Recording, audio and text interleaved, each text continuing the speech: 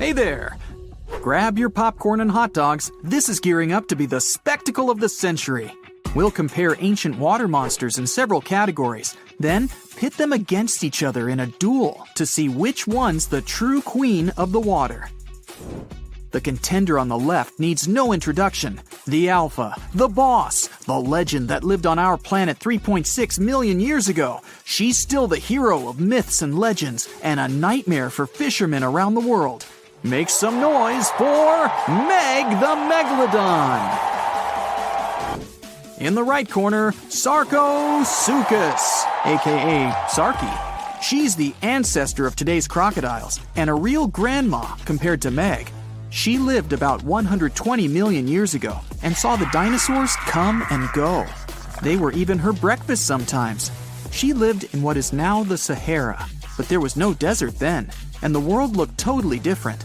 Although this crocodile isn't as famous as Meg, she's still not afraid to go up against the giant shark. Round 1. Size. Since the only remains of the megalodon are teeth and vertebrae, her true size remains a mystery. But if we compare her remains to the bodies of modern sharks, we get the incredible size of 50 feet. That's like 1.5 buses. But I bet you wouldn't want to take a ride on that kind of transport. Meg's fin alone is the size of an adult.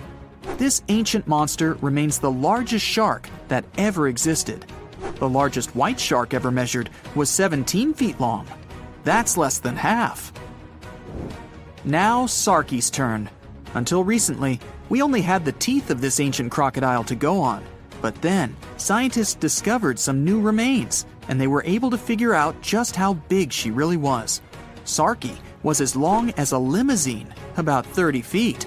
The largest crocodile ever measured was a saltwater crocodile, only 20 feet. Sarky's head was 5 feet long. That's almost a whole person. And her mouth had a special mace-shaped tip. But even with that, she's still only half the length of Meg. So, the ancient shark wins this round, and the first point goes to Meg, 1-0. The next category is weight. Let's start with the contender in the right corner. The largest modern crocodiles weigh about a ton. Sarky made it all the way up to 4 tons. That's like 2 helicopters heavy. Her weight and size allowed Sarky to be queen of the ancient river. But she's pretty much a toothpick compared to Meg. You'd need a pretty hefty set of bathroom scales to weigh the contender in the left corner. Once fully grown, Meg weighed between 30 to 60 tons. That's a lot.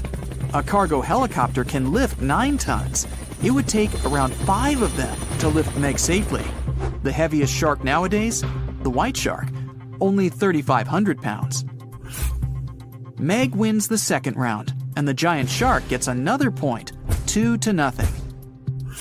Moving on, the next category is agility. We can assume that Sarky could reach the same speed as most modern crocodiles. In the water, we're looking at up to 20 miles per hour. That's about 3 times faster than the fastest human swimmer. Her speed mostly comes from her long and muscly tail. It's one of the strongest muscles in her body and gives her speed and agility.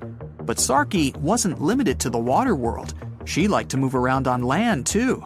Like the big modern crocodiles, she could probably run at speeds up to 20 miles per hour. This allowed her to go after other animals, not just fish. She definitely had a soft spot for large lizards and even small dinosaurs. So what about Meg? It's hard to move such a massive muscle machine. Her maximum speed was around 10 miles per hour. That allowed her to catch up with whales and smaller fish. She felt pretty good about herself, but 10 miles per hour is not really that fast. Modern white sharks can reach 35 miles per hour. That's 3 times faster than Meg.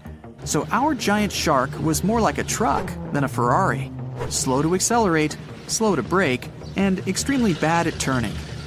If Meg wanted to run the 100 meters, it'd probably take her about 50 seconds.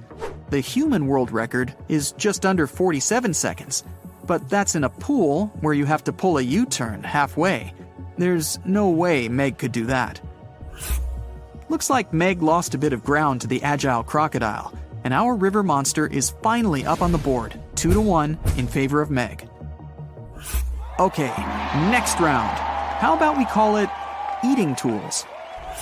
Of course, Meg's main tool is her teeth. Megalodon means big tooth. She had the largest teeth ever recorded. 5 rows of teeth, 250 in total. The largest ones were over 7 inches long, and you better believe they were all razor sharp. That's definitely enough to bite through a tough leather couch, know what I mean? So if you ever saw Meg smile at you, well, that's probably the last smile you'll ever see. And her jaw's incredible. You could drive a car into her mouth, or lie down in it with room to spare. Her bite force was so strong that it could easily bend metal. Whales, dolphins, fish, fishing boats, crunch, munch, gone. Sarki's teeth are a bit different, but no less awesome and powerful than the biggest shark of all time. She had 70 teeth up top and 62 down on the bottom. Their shape allowed Sarki to grab her lunch and never let go. Crocodiles in general have one of the strongest bites of any species, and it's their main superpower. But don't forget about that tail. Sarki's was so heavy and strong, it'd be like getting hit by a motorbike. That kind of versatility earns Sarki 1 more point. We're all tied up at 2. Bonus round. Audience sympathy prize. If Meg were around today, she'd definitely live in Hollywood, making movies, TV shows, commercials, and she always seems to play the villain. Well, she's also the hero of countless scary stories told by fishermen around the world. Many people even believe that she's still swimming about down there, somewhere, hiding from us in deep waters, like the Mariana Trench. But Meg needs a lot of food to feed such a large body. She'd have to keep coming up to the surface to find enough to eat. So much for that myth. And Sarki? She's more of an indie artist, not really the Hollywood type. But like all crocodiles, she puts fear into anyone who lives near a river. Crocodiles love that late-night snack, so a lot of people are even afraid to leave their homes after sunset. And locals sometimes find crocodiles in their backyards. Imagine seeing Sarki laid out on your brand new deck. Let's give Sarki this round, and she's taken the lead, 3-2. Okay, the final round is all about that X factor, combat skills. Meg still holds the crown for the most dangerous you'd ever come across in open water. And it's mostly thanks to her intelligence and strategy. We can figure out Meg's tactics by looking at other animals from that time. Many ancient whale bones have scratches from Meg's teeth. It seems like she knew where the weakest points of various animals were located, so she knew where to nibble at first. She seemed to enjoy a little fin appetizer before each meal. Sometimes she'd give them a nudge first. They weren't swimming away after that kind of impact. Then it's main course time. Sarki may seem weaker, but she's full of surprises. She's fast and agile, so she could easily catch up with even the fastest mammals that had come to get a little drink of river water. And when she bites, she never lets go. But scientists say Sarki probably couldn't do all those awesome wrestling moves that today's crocodiles love to do.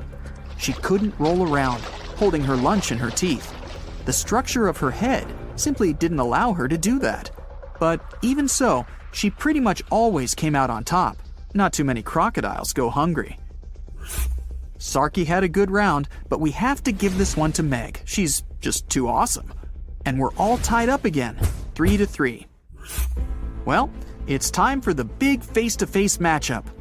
The arena, the place where the mighty river meets the vast ocean.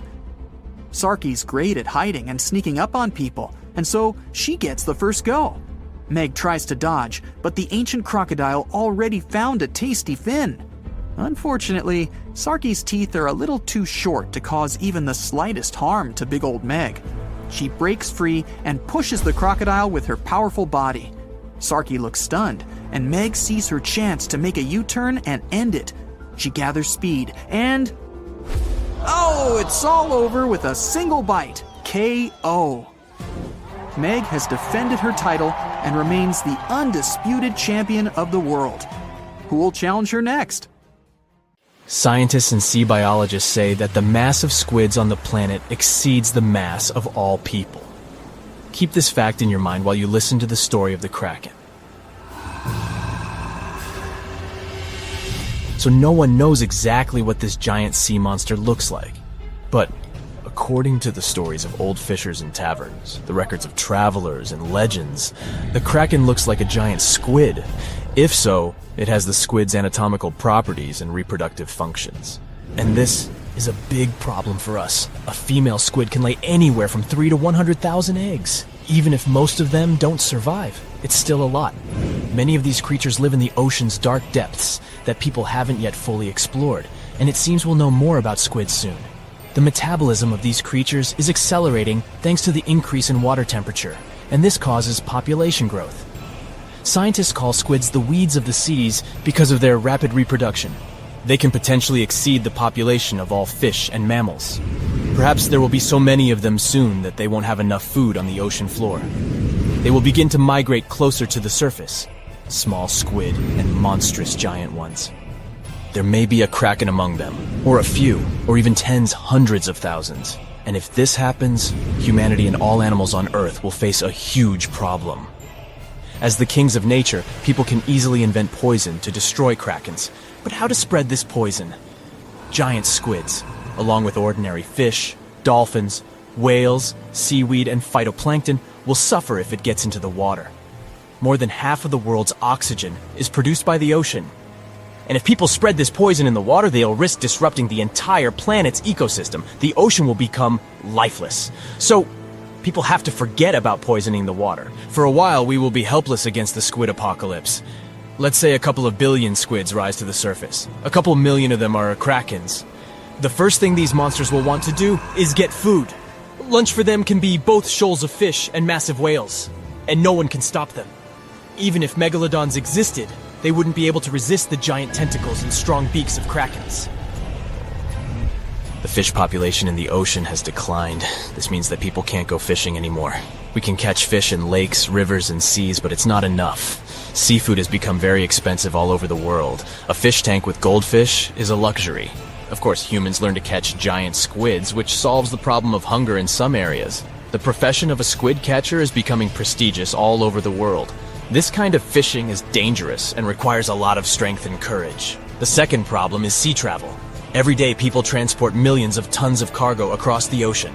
Huge businesses and economies of entire countries work thanks to such transportation. But now, Krakens swim close to the surface and make any voyage dangerous. One monster can quickly destroy a small ship. 10 or 20 Krakens are able to sink a giant cargo vessel. This leads to a reduction in logistics chains. Communication between continents is now maintained by air. The number of flights is increasing. Plane tickets are rising in price. Travel is becoming too expensive. This leads to a reduction in the number of tourists in some countries, which disrupts their economies. There are more Krakens and less food. Resting on a beach also becomes dangerous. Aggressive, hungry giant squids can come ashore to catch sunbathers. All shores are fenced. Swimming is forbidden. Of course, scientists invent some things to fight squids. Sound barriers, for example. Every ship is now equipped with a device that launches powerful ultrasonic waves into the water. They scare away all the fish and clear the way for boats. In the beginning, it helps, but then Krakens stop fearing it. Ultrasound only angers them. They pounce on ships and break sound barriers. Another thing that scares them away is sunlight. For millions of years, Krakens have been living on the dark ocean floor. Their eyes are used to the darkness, so they fear the bright light. During sunny weather, ships move freely. But as soon as the sun goes below the horizon or clouds obscure it, sea monsters come out of the ocean depths. It doesn't help much because it's impossible to sail across any ocean within a single sunny day. In addition, there is no guarantee that you won't get caught in a storm when the sun is hidden behind the clouds. That's why people invent powerful floodlights. They direct their beams at monsters' heads and drive them into the dark depths. Such projectors are expensive because they require a lot of energy. Only some ships can afford such a device. And while people seek more effective ways to fight Krakens, squids multiply, and this becomes the solution to the problem. The ocean is running out of fish. food is not available on land. Like a snake devouring its tail, squids start fighting with one another. The water foams, and squids cling to each other with tentacles. Big krakens defeat smaller monsters. Their population is shrinking. A few giant squids the size of the Eiffel Tower survive after long battles. And when the fight is over, little squids come into play. Billions of cephalopods pounce on giant krakens. They are like flies clinging from all sides. Giant monsters can't fight them. Great, the problem with voyages is solved. Large ships can set sail, but it's still dangerous for people to swim in the sea since tiny monsters are still hungry. Logistics chains have been restored, but fish are still scarce in the ocean. Squids, like parasites, don't allow other creatures to dominate, and here, scientists come to help fish. Let's go back to our reality for a second. There's such a thing as a gene drive. It's a substance that changes the genetic code of living creatures. For example, scientists have implemented a gene drive in mosquitoes that cause malaria. Biologists changed the genome of these insects, so some female mosquitoes became infertile. Then these females spread the gene throughout the mosquito colony. As a result, more insects that couldn't conceive appeared. They continued to spread the gene, and this went on until the population reduced significantly. A gene drive is a low-cost way to get rid of invasive species of insects or rodents. Thus, scientists can control the population of entire species. But such actions can be dangerous. If some animal disappears, it can disrupt the whole ecosystem and lead to the disappearance of other animals. In the case of mosquitoes, nature didn't suffer much. So scientists use a gene drive against squid. But why couldn't they do it from the very beginning? Ordinary squids didn't pose a threat, and their average life expectancy is from 3 to 5 years. If scientists had launched a gene drive, then in 7 years all small squids would have disappeared. But it wouldn't have worked with krakens. According to myths and legends, one such monster can live for several hundred years. Now, when small squids have solved the problem with large ones, a gene drive comes into play. It takes several years to get rid of the squid. The ocean ecosystem begins to recover. People take fish and marine mammals from seas and rivers and transfer them to the ocean. The population of whales, sharks, octopuses, salmon, and hundreds of thousands of other species is growing. But then another threat awakens in the depths of the ocean. It turns out that when squids and krakens lived on the ocean floor, they didn't let even more terrible monsters move to the surface. Now that all arthropods have disappeared, new monsters are breaking free. First, marine earthquakes begin. But then, scientists discover that it's not the seabed shaking. Those are the backs of giant crabs. Hundreds of thousands of armored monsters with claws are rising to the surface. And this time, they can come ashore.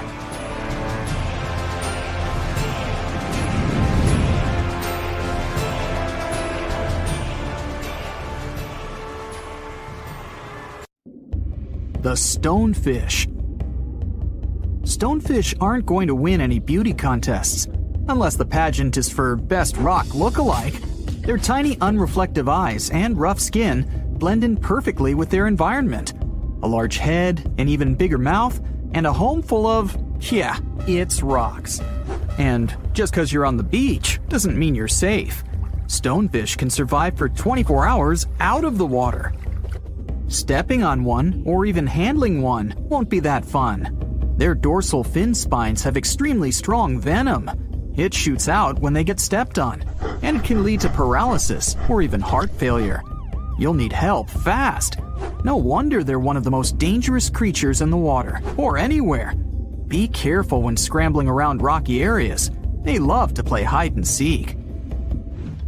The deep-sea dragonfish. If there were a prize for the most hideous fish in the ocean, the deep-sea dragonfish would win. With slimy, scaleless skin, massive teeth, and a face only a mother could love, this bad boy of the sea is nothing to mess with. It likes to swim between 700 feet and 6,000 feet below the surface of the ocean, where the waters are the darkest and coldest. Along with some other creatures on this list, the deep-sea dragonfish relies on its bioluminescent body parts to catch prey. It also uses its hanging appendage, which boasts a little red light on the end, coming out from its lower jaw. Many fish mistake this little light for prey, luring them right into the jaws of the deep-sea dragonfish. Very clever dragonfish, very clever indeed. The fangtooth. The Mariana Trench is an underwater trench with a depth of 35,000 feet, nearly 7 miles below the ocean surface. Let that sink in. While scientists know the Mariana Trench exists, it's one of the least explored places on Earth. It's also the deepest area of Earth's oceans. And although many creatures down there probably haven't even been seen by humans yet, scientists have had the creepy pleasure of getting to know the fangtooth. The fangtooth fish shamelessly lives up to its name. Just look at that thing. The fangtooth is carnivorous and feeds on just about anything it can find that gets caught in its sharp-toothed mouth. These fish rely on their contact chemoreception to find prey. In other words, they can sense chemical residue that comes off of other living organisms in the deep sea. This is because they don't have any light-producing cells on their bodies, unlike many other deep-sea fish. On top of all that, it's pretty dark down there, so whatever crosses their path, they chomp on. While these guys look pretty scary, they're not a threat to humans. They only grow about 7 inches long. Even so, I wouldn't want to run into one of these things during a relaxing swim in the ocean. The Dunkleosteus. Strangely enough, this prehistoric fish, known as the T-Rex of the seas, had no teeth. Those were replaced with bony plates that allowed it to have the strongest bite among other monsters of its size. The goblin shark. If you thought the movies about sharks were scary, this next deep-sea creature will make you swear off going for dips in the ocean forever. However, it lives 3,000 feet underwater, so you'll never likely see it face to face. The goblin shark looks like a cross between a shark and a creature from your worst nightmare. These sharks boast a protruding sword-like snout with a jaw that juts out to match. Unlike other sharks that have more of a gray hue, this creepy thing looks not so pretty and pink. Aside from their scary demeanor, what do scientists really know about the goblin shark? Well, not much, except that they can grow up to 18 feet in length. Looks like there's still a lot to learn about these guys, if you dare to. By the way, did you know that sharks don't sleep? Many species have to keep water moving over their gills to get oxygen, so they can't fall into a deep sleep like we do. That's why they stay half awake during rest. Typically, sharks don't even close their eyes. The cookie cutter shark. This shark is a living horror, with lower teeth being big and sharp, while the upper ones are much smaller. When its teeth fall off, the shark eats them to maintain calcium levels.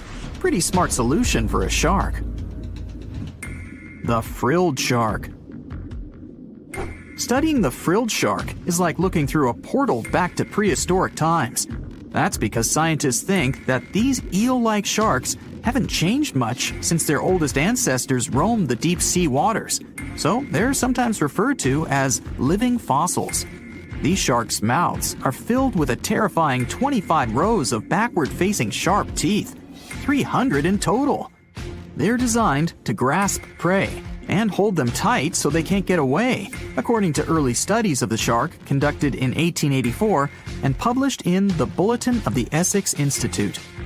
Luckily for swimmers, the frilled sharks live between 390 feet and 4,200 feet below the ocean's surface, so they'll probably never run into them.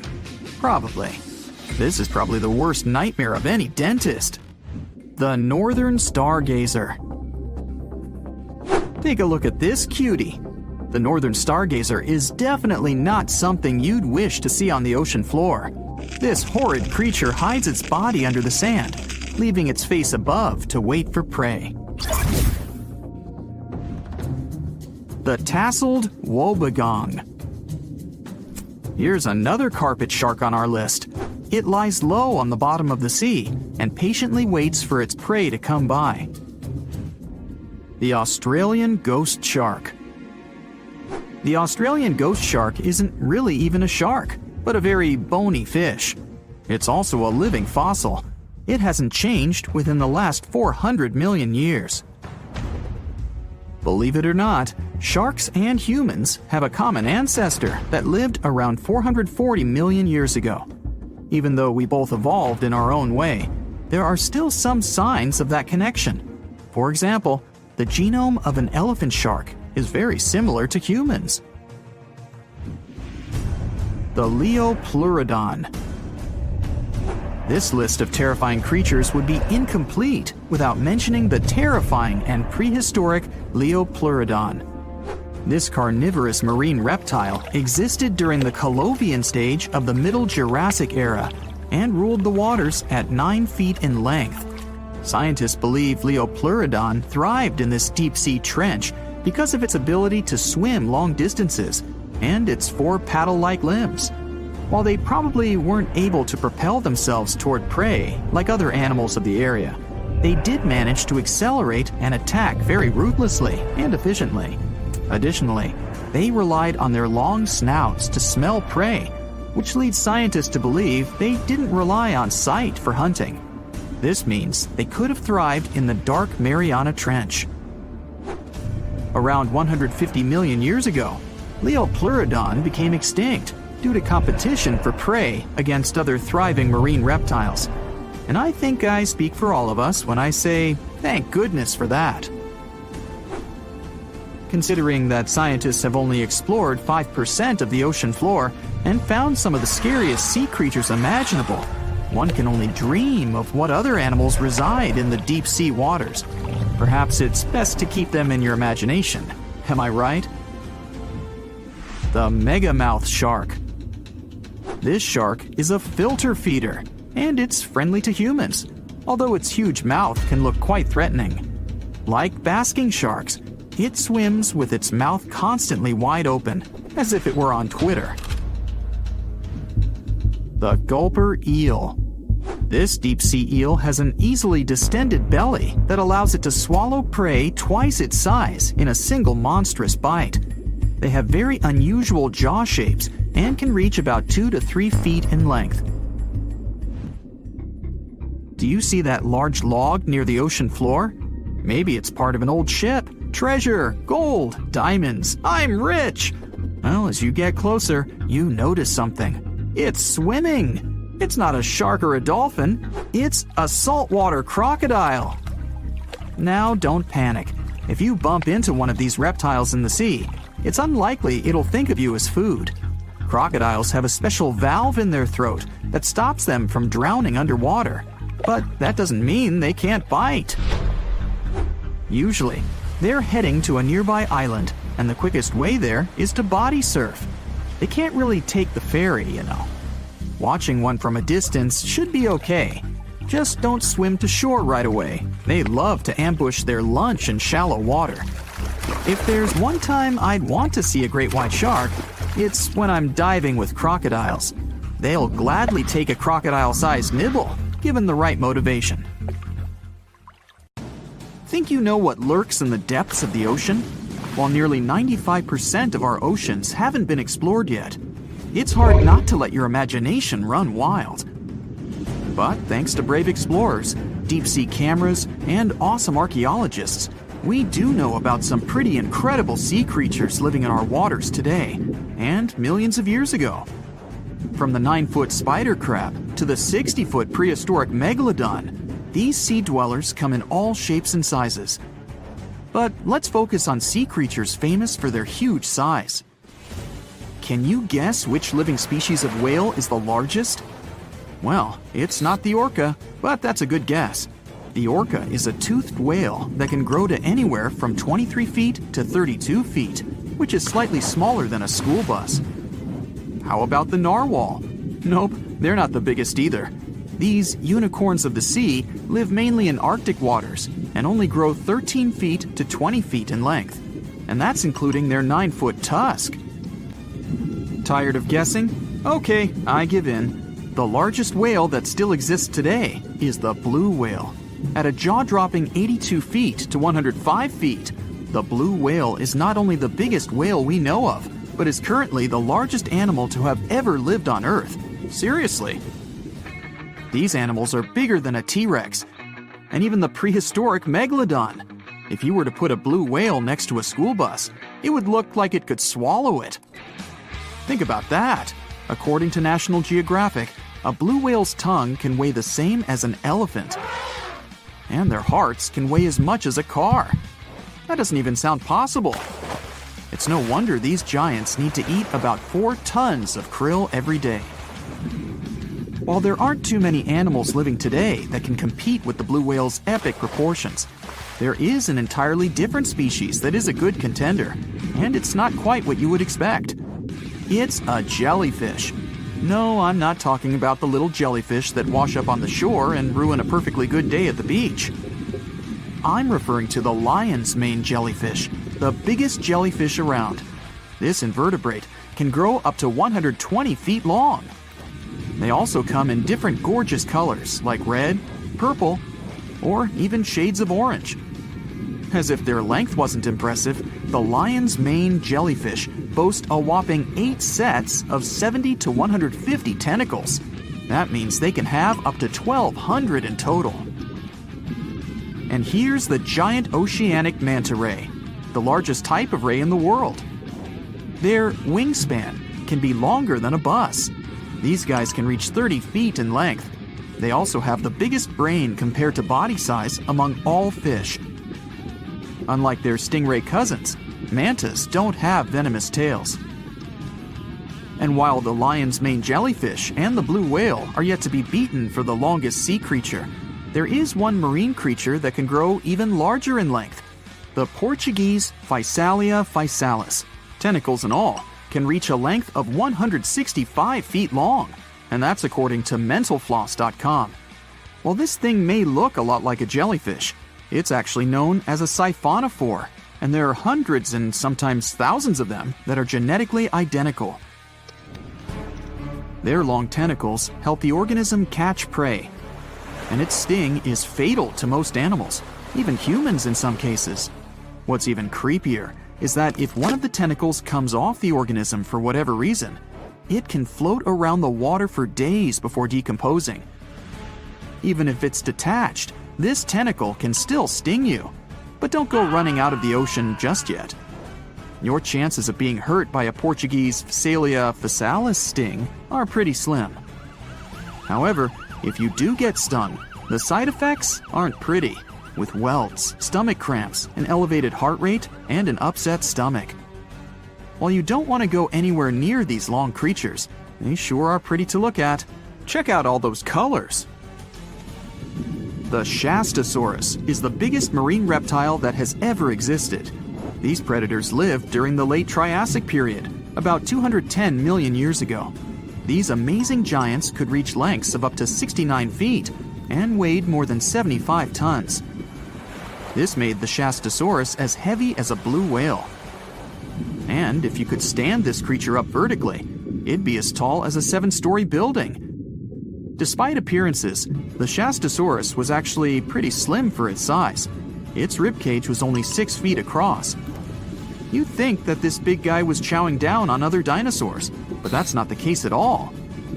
This reptile survived on a diet that consisted of small fish and cephalopods, like octopuses and squids.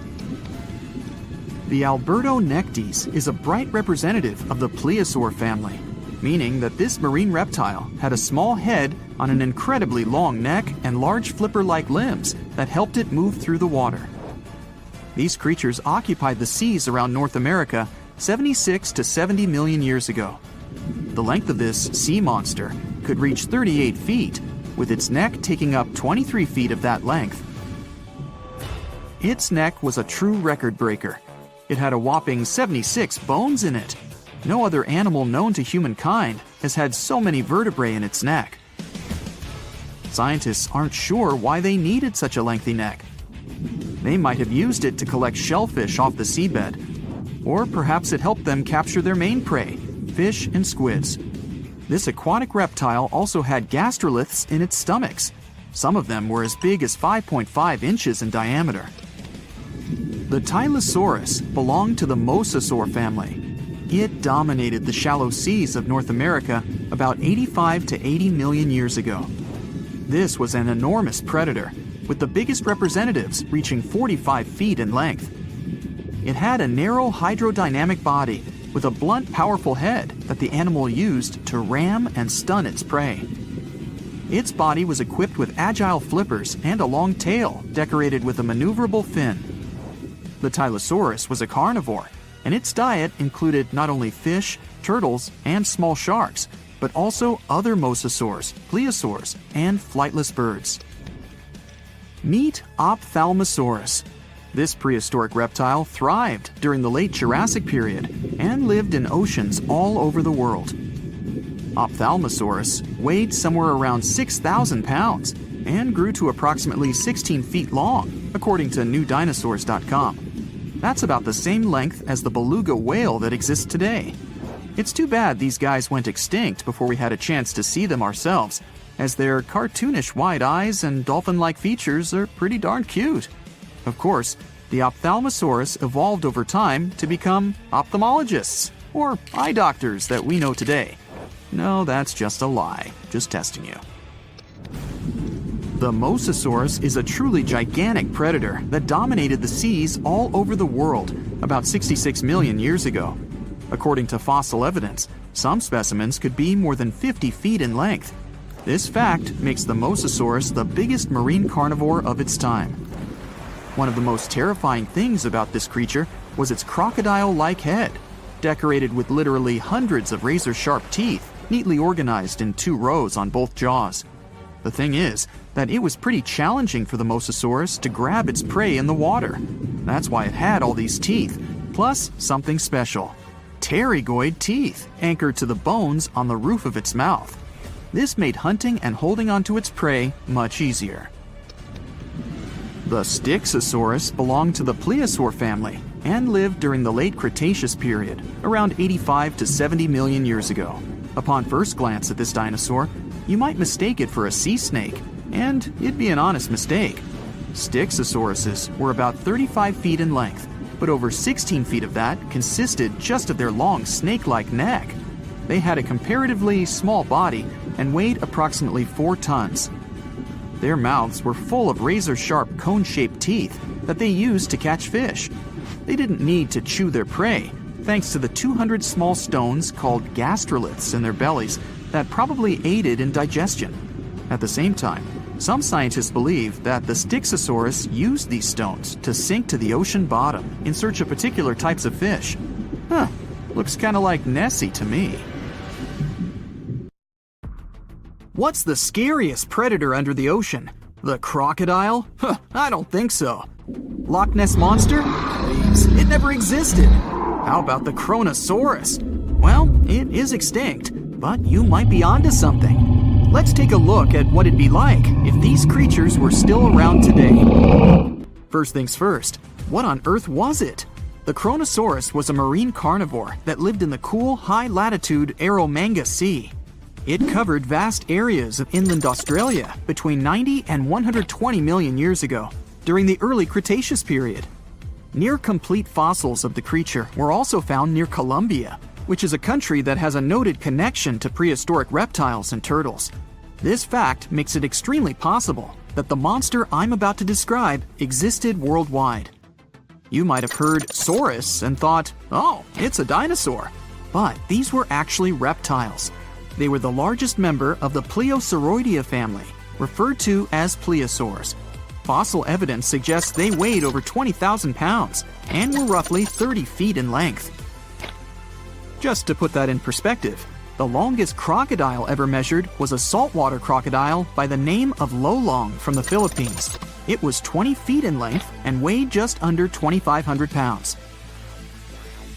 And that's still 10 feet shorter and incredibly lighter than the average Kronosaurus, making the crocodile seem like nothing more than a glorified goldfish in comparison. Despite its terrifying length, the most physically daunting feature of the Kronosaurus was its head. Its skull was about 8 feet long, which was actually proportionally large given the size of its body length. Anything that was unfortunate enough to end up inside the Kronosaurus's mouth may have been given false hope. After all, the teeth of the beast weren't actually that sharp. On second thought, I take that back. I wouldn't feel confident around a toothless snake, let alone being inside the mouth of this monster.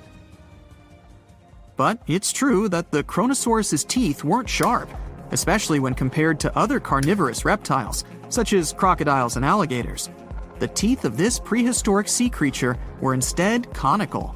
This means that they were cone-like in shape. Unfortunately, this lack of sharpness didn't make them less dangerous.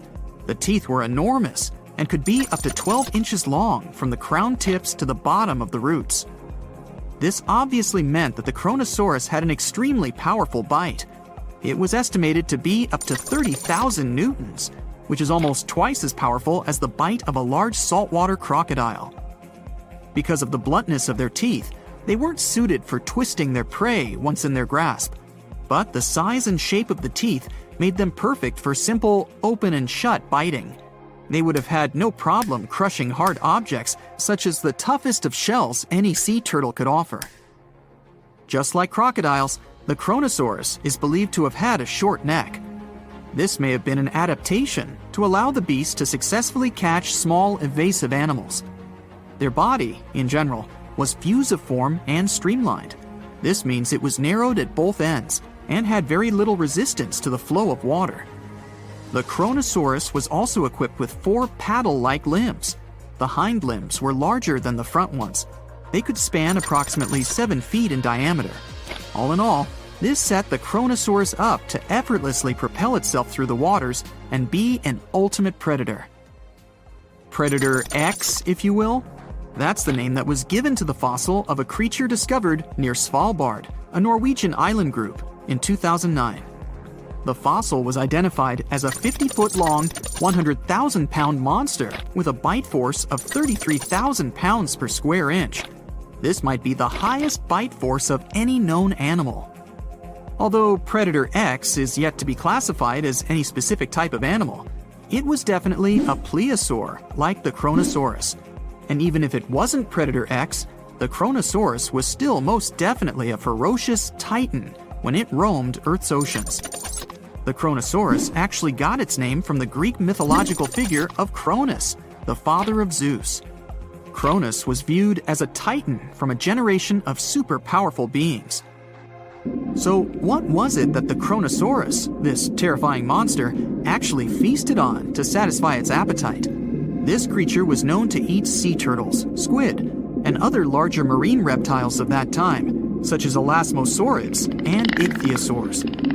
This suggests that if crocodiles existed in the realms of the Kronosaurus, they too might have turned into lunch for the beast. There's evidence from the fossil remains of the Kronosaurus that suggests that they also feasted on sharks, which I know is a disappointment to those of you who view that beast as the king of the ocean. Not when the Kronosaurus was around, my friend. In any case, grounding all kinds of food into small pieces to help digest them would have been difficult without small teeth. This explains the presence of rounded stones found in many of the remains of these sea creatures. Researchers believe these stones may have been swallowed to control buoyancy or to help process food. It's also entirely possible they were accidentally swallowed while feeding on other animals from the seafloor. As if the Kronosaurus even needed to be a meanie with its already existing power and size, there's also evidence to suggest that it indeed might have been. It turns out that after using all its impressive attributes to catch its dinner, the Kronosaurus first liked to play with its food, like a cat does with a mouse. I guess since the hunt was so easy for them, they needed to get their fun from somewhere else. Well, I think now you should have a good idea about these creatures. So let's ask ourselves what it would be like if they were still around today. And by the way, why aren't they? Well, the Kronosaurus was completely finished off by the same KT meteor that took out the dinosaurs 66 million years ago. But even before this catastrophic event, they were coming under increased pressure from an even bigger and more vicious family of carnivorous marine reptiles known as mosasaurs. You can't always be a top dog, I guess, or rather, top marine reptile. But what if this never happened, and they were still roaming Earth? Well, this might be obvious, but can you imagine what kind of impact that would have on sea tourism? Based on the impact that famous movies about sharks and killer whales had, what do you think the presence of a Kronosaurus in the ocean would do to beaches? The very creature that would eat sharks and whales for breakfast. Beaches would certainly become a great place to go for a quiet walk, because nobody else would even be there. And what about such activities as boating, surfing, and scuba diving? You think anyone would dare try them, knowing that this 30-foot beast could be lurking beneath them? Let's give humans some credit and assume most of them wouldn't. This would cripple the global sea tourism industry, which is responsible for earning roughly $143 billion every year. Just to make sure this shocking point hits home, the most expensive yacht to ever roam the ocean was called the History Supreme.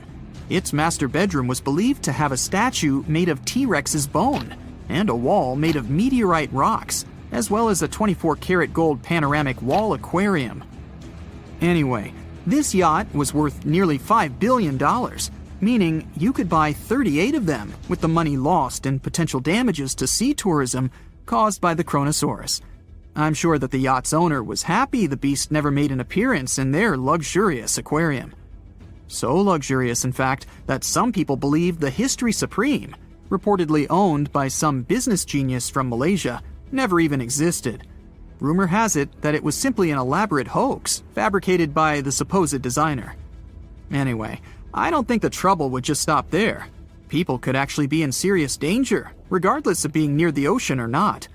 No, I'm not about to tell you that this thing would grow legs, adapt to living on land, and start picking us off one by one. At least, I hope not.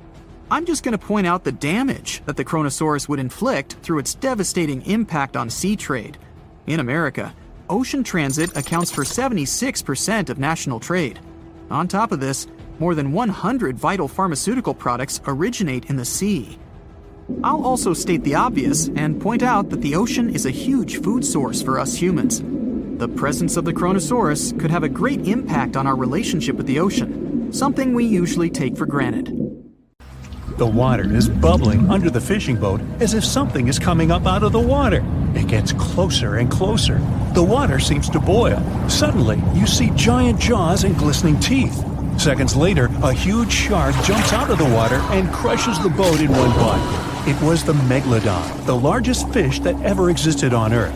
Now, we pictured the Megalodon as this, an enlarged version of the white shark for a long time. But scientists continue to argue about its appearance. So far, they agree that the image of this giant shark was wrong. Here's the data that scientists are sure of. Size, about 50 feet long. That's as big as a school bus and comparable to the length of a subway car. 8.5 times the height of an average person. Let's compare it to the modern white shark. The Megalodon is 3 times bigger, but that's just a rough estimate. We don't have a fully preserved skeleton of the Megalodon. That's because it didn't have any bones, but cartilage. Not much of that left in the 3.6 million years since the Megalodons went extinct. All that survived were teeth and a few vertebrae. By comparison, dinosaurs went extinct about 66 million years ago. But their solid bones are perfectly preserved, and we have many different examples of their skeletons. Scientists have calculated the size of a megalodon based on its teeth and jaw. Now, this is one tooth. It's about 7 inches long, bigger than the palm of your hand, and 3 times the size of a modern white shark's teeth. The megalodon jaw was 6 feet wide and chalked up 5 rows of teeth, a total of 276 razor-sharp chompers. The other preserved remains are the vertebral column. It consists of 150 vertebrae, each 6 inches wide. They contain much calcium because, well, megalodon love fresh cold milk. Nah, it's because the vertebrae had to withstand the enormous mass of a giant shark. Based on those fossils, scientists created a model and calculated only the approximate size of the megalodon. But it could hardly have been any bigger. It's all about breathing. The bigger the fish, the more oxygen it needs, which means a larger gill area. That's the organ that filters the water and collects oxygen. If the megalodon were any larger, it would have trouble breathing. So, scientists believe that 50 feet is the maximum size of an individual. On average, they were a few feet smaller. Whew. Now, let's talk weight. On average, one megalodon weighed about 30 to 35 tons. By comparison, a white shark weighs 1 ton, which is 30 times less. Hey, trust me. A school bus is 4 times lighter at 7.5 tons. The weight of a megalodon can be compared to an empty Boeing 737. But the modern blue whale beats the megalodon in size and weight. 98 feet long versus 50, almost twice as long. Blue whale's weight is about 180 tons. That's like 6 megalodons or 6 passenger planes, or like 33 adult elephants. Hey, don't you love the comparisons? Now, about the appearance of the megalodon. Scientists believe it didn't look like a white shark. The megalodon belongs to a different fish family and most likely looked like a giant sand tiger shark. Flattened snout, small eyes. Its dorsal fin is moved backwards. The sand shark has 2 dorsal fins about the same size. The coloration is light brown with a white belly and may have had brown-red spots like a sand shark all over its body. We used to think of the megalodon as something scary from the first finds of its fossils. That was back in the Renaissance era. People found some teeth in the rocks. At first, these teeth were thought to be the tongues of dragons or snakes. And here's the first drawing of what the owner of these teeth supposedly looked like. A massive snout with a scary nose and a bunch of razor-sharp teeth. We also have the evidence that megalodons were brutal hunters, kings of the food chain. The first combat tool in their arsenal was the battering ram. The megalodon was a slow swimmer, though.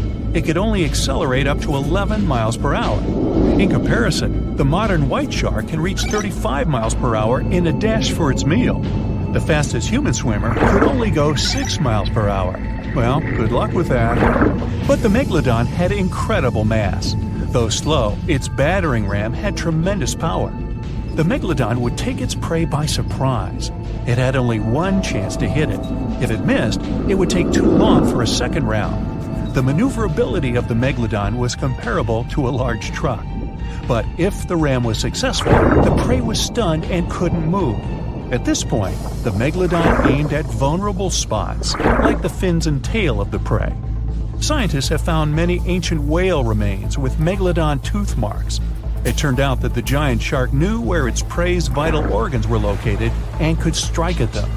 When the prey was immobilized, the megalodon bared its teeth. An adult person could easily fit into its open jaw at full height. And according to various estimates, the bite force of the megalodon was almost 11 tons. Now imagine the weight of 3 SUVs concentrated at the tip of a sharp tooth. That's 9 times the power of the largest white shark bite, and 6 times the power of the modern record holder for biting, the saltwater crocodile. Here, look at a map of where the remains of the megalodon were found. South and North America, Europe, Asia, Australia. It was the master of all seas and was comfortable anywhere on our planet. We've even found some remains of the giant shark in freshwater sediments. Perhaps it wasn't afraid to enter rivers to hunt. Now, other scientists say that maybe the megalodon wasn't even a predator, all because of its size. It couldn't swim fast. It couldn't even make short dashes like the white shark. If prey tried to escape, the megalodon didn't rush into pursuit because it could never catch up with it. Another problem is the skeleton of the megalodon. The cartilage is weaker than the bones, so the musculature of the giant shark was not as massive and robust in the first place. The megalodon may even have been a scavenger and never got into fights. This is one of the reasons why ancient sharks became extinct. Megalodons like shallow, warm waters, with temperatures ranging from 53 degrees Fahrenheit. But over 3 million years ago, the climate turned colder. This deprived the megalodons of territories and plenty of food. The primitive whales that had been the main diet of the giant sharks began to disappear. Faster predators took the remnants of food. The megalodon started to starve. In evolution, a new player entered the field, the toothed whales, ancestors of the modern killer whales. They lived in packs and had bigger brains than the megalodon. So, over time, they started to compete with the megalodon. They took advantage of its clumsiness.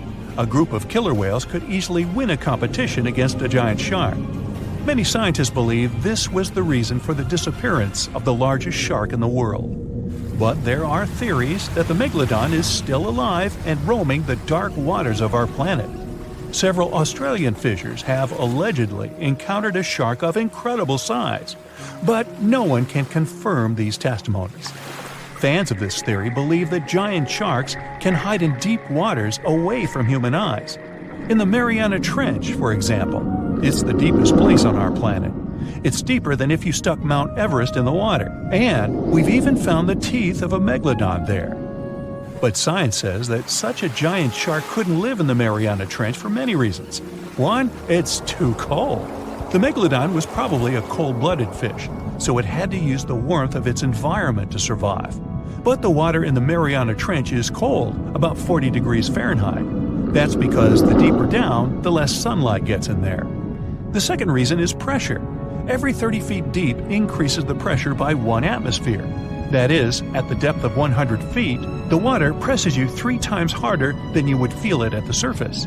The weak muscles and cartilage of the megalodon wouldn't allow it to dive too deep into the Mariana Trench. And most importantly, food. The farther from the ocean surface, the fewer living organisms. Megalodons used to eat primitive whales, ranging from 10 to 20 feet. Small fish only inhabit the Mariana Trench. A megalodon would never be able to catch one. And, judging by its size, all the megalodon did was eat and then look for food again. Compare its weight to that of a human. The average human should get about 2,000 calories a day with an average weight of about 180 pounds. The megalodon weighed 470 times that and needed many more calories. So, even all the fish inhabiting the Mariana Trench could hardly feed a megalodon for even a few days. So, all these theories, of course, are not true. But still, it's just smart to be careful out there. Know what I mean?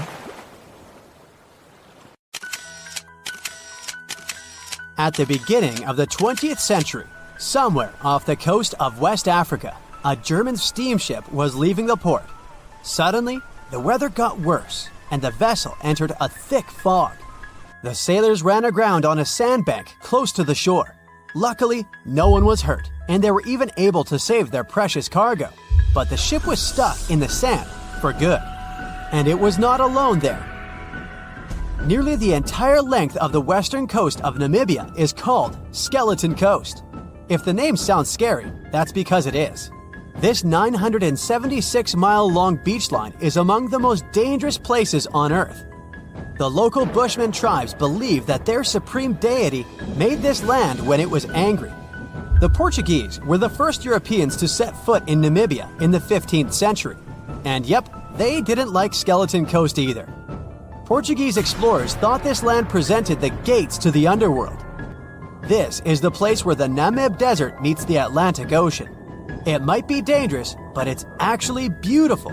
Plus, it's a UNESCO World Heritage Site. If Skeleton Coast had a PR manager, they would quit on the first day on the job. The area is not exactly tourist-friendly because of its geography and history. Beneath the sand and the waves, there is a secret ocean currently lurking for unsuspecting sailors. It's called Benguela Current. It flows towards the north along the coast of southern Africa. This part of the Atlantic is rich in marine life, but the current's land neighbor isn't that happy with the deal. This arid climate created the Namib Desert, one of the driest regions on Earth. And that marine life I just mentioned? It's sharks.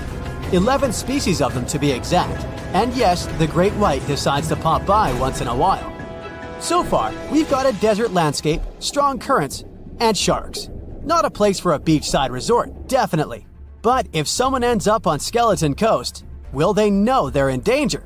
Don't worry, they will. The beach is littered with wrecks of all sizes and shapes.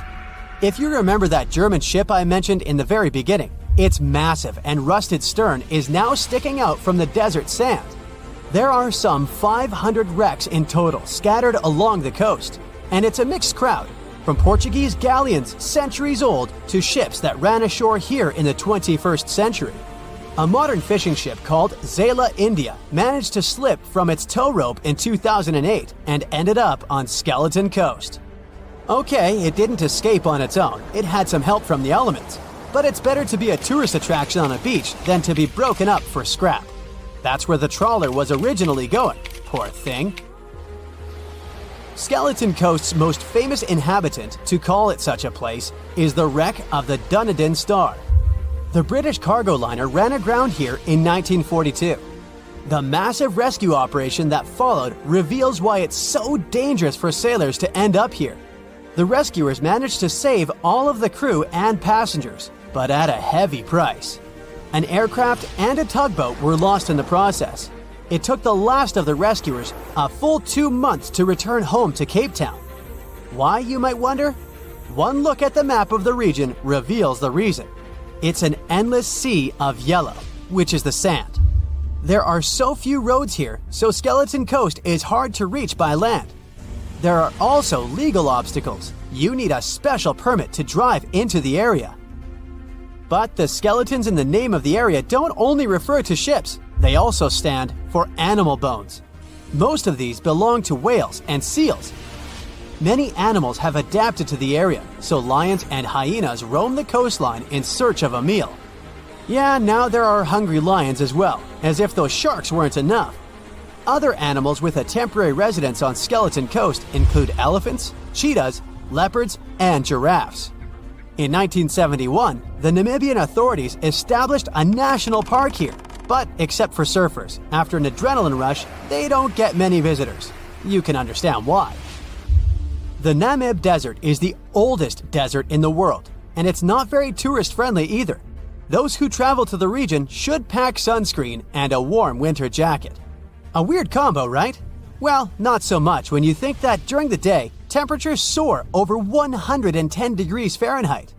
At night, the air temperature drops below freezing. What a climate roller coaster! And that's not the final danger. Yep, there's more. Remember how that German ship got lost in thick fog? Yeah, it wasn't a one-off event. Because of the region's climate, fog shows up frequently. Sailors should cover their ears now, but this fog is actually good for wildlife. This is their only source of water in the Namib Desert. Reptiles and mammals have adapted to the harsh climate. They use as little water as possible. Shifting sands, thick fog, strong currents, lions, and sharks. Not the stuff you would put in a tourist booklet, but Skeleton Coast isn't the only beach on Earth you wouldn't want to spend your vacation on. I will take you to Cape Tribulation in Australia. The area covers some 48 square miles in the northwestern part of the continent. And no, the area is not as dry as Skeleton Coast. It's part of the Daintree rainforest. You could say that here, it is the rainforest, not the desert that meets the ocean. The beach at Cape Tribulation is straight from a postcard. But looks can be deceiving. Australia? Probably sharks. No, crocodiles are out here to get you if you decide to go for a dip in the sea. There are saltwater crocodiles that the locals call salties. Well, that's a cute nickname for such a dangerous reptile. And it's not just them. The wildlife seems to have a beef with visitors. From October to June, the waters around Cape Tribulation are full of box jellyfish. Their venom affects the human cardiovascular system. When touched by a jellyfish out at sea, swimmers won't have enough time to reach land for help. Vinegar helps neutralize the sting, so you might want to keep a spare bottle in your luggage. Crocodiles and jellyfish sound dangerous, but there's one more animal you should look after. It's the wild boar. It might sound funny, but you won't laugh when you're being chased by one of these across the beach. 21 million wild boars live in Australia. They're mostly active at night, making it even more dangerous if they charge at you. The best defense is running in circles. Wild boars can't cut corners well. That's probably why we don't see many of them taking up careers as race drivers. Cape Tribulation has one last danger installed for you, and it's not an animal. Out here, even the trees are plotting against visitors. The stinging tree got its name for a reason. If you try to pick one of its beautiful red berries, it'll fight back. Its prickles are like tiny glass shards. The less than pleasant effect on your skin will last for a month. Then there is this wait-a-while bush. Who keeps naming them like this? This long vine has spikes that grab hold and just don't let go. They are so strong, they can pull a human off a horse. You'll have to wait for someone to come by and save you from this thorny grabber. If you are about to cross this Australian beach from the vacation list, hold on for a second. Tourism is booming here. The local authorities have restricted access to all of the danger zones. Visitors go swimming in dreamy water holes that are surrounded by lush vegetation. There are even ropes to swing from. Now, that's a beach you can finally relax on. Some sharks have an eerie ability to spit out their stomach and then pull it back into place. Well, that would be handy. Most sharks eat huge amounts of food, but the problem is they can't digest everything they've gulped down. So they need a way to get rid of such stuff as sea turtle shells and beaks, bird feathers and bones, lobster claws and whatnot. And then these amazing creatures willingly barf up their whole stomach, along with all the contents. After the shark is done, it pulls its main digestive organ back in, and the entire process usually takes no more than a second. Some shark species, like great whites or mako, have a special eye-warming system. Their retina heats up their eyes and brain. This not only helps them detect movement better, but also improves resolution. As for the mako shark, this species often travels vertically across different temperatures. Unlike most people with only one movable jaw, sharks can freely move both their lower and upper jaws. This allows them to get a better grip on their meal and chew it up faster and more thoroughly. That's comforting. Sharks give birth to a large number of little ones at once. It depends on the species, of course, but let's say the blue shark is famous for producing more than 130 pups at a time. Great white sharks have a more powerful bite than most jungle cats. A 20-foot-long underwater hunter can produce a force of more than 4,000 pounds per square inch. And that's a bite 4 times stronger than that of a lion or tiger. People, with their measly 150 to 200 psi bites, aren't in the running whatsoever. Swell sharks defend themselves by swallowing huge amounts of water. Then the shark's body becomes twice its normal size, and this scares potential danger away. Sharks can grow more than 50,000 teeth during their lifetime, but not all of their teeth are the same. The strongest and most massive ones are at the front, and those closer to the back are smaller and not so powerful. But if the front teeth are damaged, these weaker ones can replace them. It's possible because sharks' teeth aren't as deeply rooted as humans and can move. Shark skin has the same feel as sandpaper. It's made of teeny, teeth-like scales. They point towards the animal's tail. This helps to reduce the friction that occurs when sharks move through the water. Whale sharks have extremely thick skin. In some places on their body, it can be 6 inches thick. It's one of the toughest in the animal world. Scientists have to make loads of effort if they want to get this creature's blood sample. Sharks have an incredible sense of smell, but besides that, they use one more sense to detect other animals. There are special pores around their head, near the nostrils, and under the snout. Those are special organs, something like second sight. Every creature generates a tiny electrical field. Thanks to the pores, sharks can spot these electrical fields and figure out where other animals are. Sharks are incredibly sharp-eared. They can hear their potential meal from 3,000 feet away. They can also catch low-frequency sounds, like the ones produced by a fish's contracting muscle tissue. Sharks have been around for more than 400 million years. It means they've lived through 4 out of 5 mass extinctions. This makes them way older than Mount Everest, humans, dinosaurs, and even trees. These creatures go back to the period when coral reefs were just beginning to form. Some shark species can jump out of the water, like the great white shark or the basking shark. They're known to leap from more than 8 feet up into the air. Thanks to this maneuver, they can catch such animals as seals or seabirds. But unless you're in South Africa, you aren't likely to see sharks jumping out of the water. Shark skeletons are made of muscle and cartilage, which are lighter and twice less dense than bones. This makes sharks more flexible, which allows them to make sharp turns when they're chasing other animals. Hammerhead sharks have a weirdly shaped head for a reason. Thanks to it, these creatures have incredible 360-degree vision. Their eyes are tilted a bit forward, and it allows them to have an overlapping field of view. The goblin shark's terrifying jaws are attached to elastic ligaments. They can unfold from the animal's snout for up to 3 inches. It allows the animal to catapult its mouth forward to catch other marine creatures. Sharks don't sleep as you do. Some species have to keep swimming all the time. Otherwise, water will stop flowing through their gills and they won't be able to breathe. Others do rest, but they don't enter an unconscious state. They just go into special rest periods.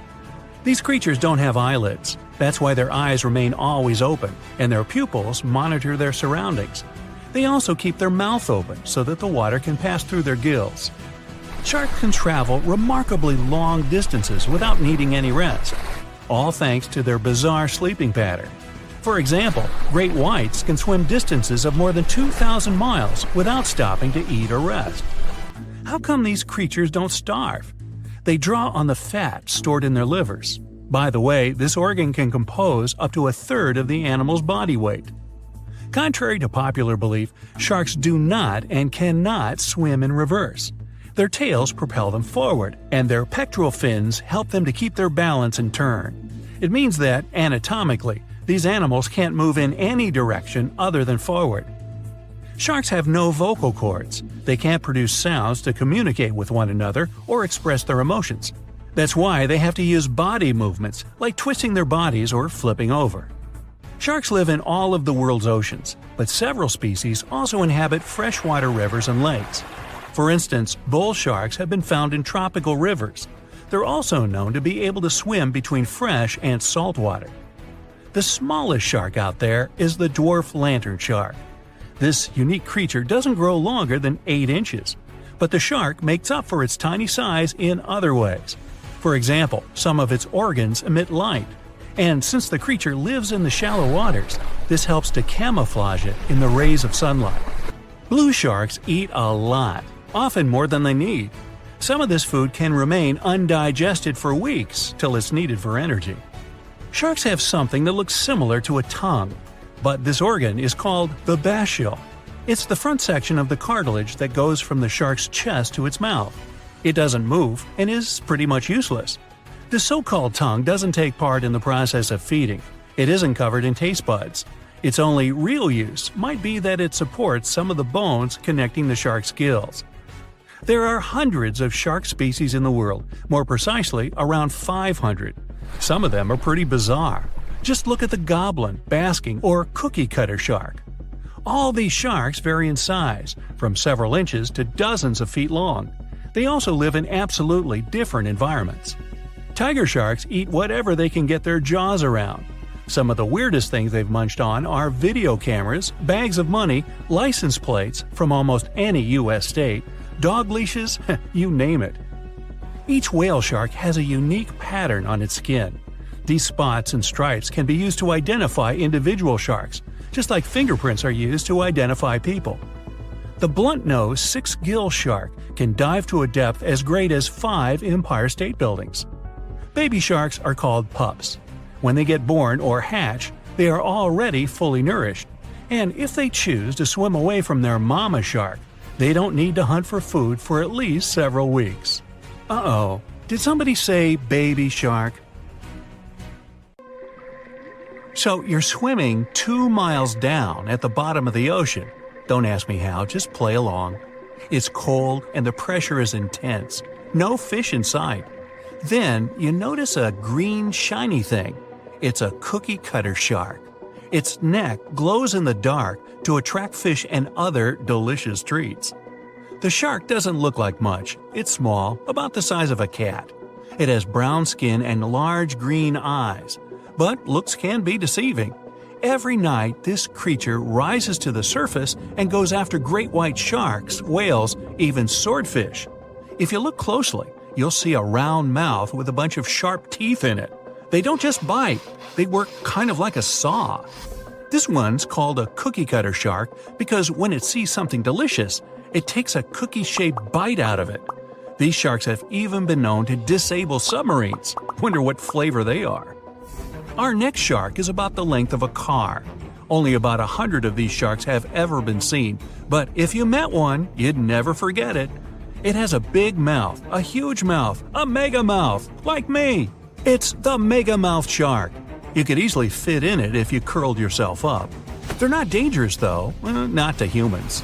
They feed by swimming around with their mouths open, filtering out plankton and other underwater goodies. The shark has special organs in its mouth that glow, attracting little crustaceans. It swims deep in the ocean in total darkness. Probably has a great smile though. Thresher sharks also have a huge body part, the tail. It's almost half the length of the shark itself, and it looks like a helicopter blade. It's one of the few animals that hunts using its tail. The shark sneaks up on a school of fish and starts to shake its moneymaker. This freaks out some of the fish, which is exactly the plan. In a pinch, it can also use its tail to defend itself. The best thing about this shark, it doesn't attack people. The angel shark. There are quite a few types of angel shark out there, but they're more shark than angel. They're flat like stingrays, and their skin is covered with patterns that help them blend in with the seafloor. Because of this disguise, divers sometimes accidentally touch them, which isn't the best idea. They're fast and have powerful jaws. Still, they prefer the taste of small fish to you. The horn shark has two ridges that look like horns right above its eyes. It's definitely the grandpa of the shark world. Not aggressive, swims pretty slowly, and is up late almost every night. Its two favorite meals, sea urchins and crustaceans. It moves its fin on the seafloor almost as if it had paws. But don't underestimate this guy. It has one of the strongest bites of any shark. It needs those strong teeth to crush the shells of its late-night meals. And if something tries to attack it, watch out. Horn sharks have sharp spikes on their fins. The award for the ugliest shark goes to the goblin shark, and it's not even close. From the outside, it already looks kinda weird, and is about the size of a pink underwater motorbike. It has a long tail and a seriously long nose. It lives way down in the depths of the ocean and loves to eat squid. It's not as fast as its relatives, but it's way more sneaky. It has a secret squid catching technique which is totally wild. The shark swims behind the squid. It's catching up, getting closer and closer, but the squid isn't slowing down, no way. It looks like the poor goblin shark won't have any lunch today. Then it opens its mouth. Its jaw is attached to folds of skin that mean it can literally throw its jaw out of its mouth. And it's a shark, so those teeth are sharp.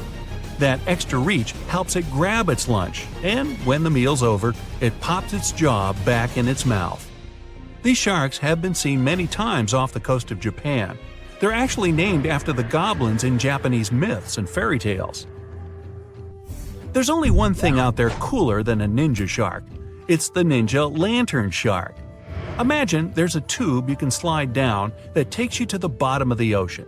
It's too dark, you can't see anything. Suddenly, a glowing dot, moving around in the distance. It's coming closer, shooting towards you. It's a blue glowing head. Worse, it looks like this head doesn't have a body attached to it. The ninja lantern shark has black skin, so it's almost invisible in the dark. It's only the size of a human arm, but its small, sharp teeth are no joke. No one really knows why this shark glows. Maybe to attract tasty fish? Another theory out there is that it uses this light to communicate with its friends. It has friends? The hammerhead shark. These ferocious sharks can weigh up to half a ton. They live in tropical waters all over the world, and they're one of the most recognizable sharks out there. Their eyes really are located on the sides of their hammerhead. This means they can see in almost all directions. They even have special neck muscles to lift their head up and down just to see that little bit better. Their favorite food? Stingrays. You know, those flat things that swim along the seafloor, camouflaged to look like sand and bits of rock. Stingrays get by blending in with their surroundings. Danger mostly just swims by. But the hammerhead's eyes see everything. Uh-oh. Great white sharks, hammerheads, and other large sharks live for about 25 years. But one shark can live much, much longer. The Greenland shark can live anywhere from 300 to 500 years. It lives mostly in the North Atlantic and Arctic Oceans. It loves to swim deep down where it's dark, so it uses its nose to sniff out food. Since it spends so much time down there, it's figured out how to withstand the strong pressure. It's one of the oldest living, largest, and slowest fish on Earth. Just imagine, you're on an Arctic cruise and you see one of these sharks moving slowly through the freezing cold water. It might be 400 years older than you.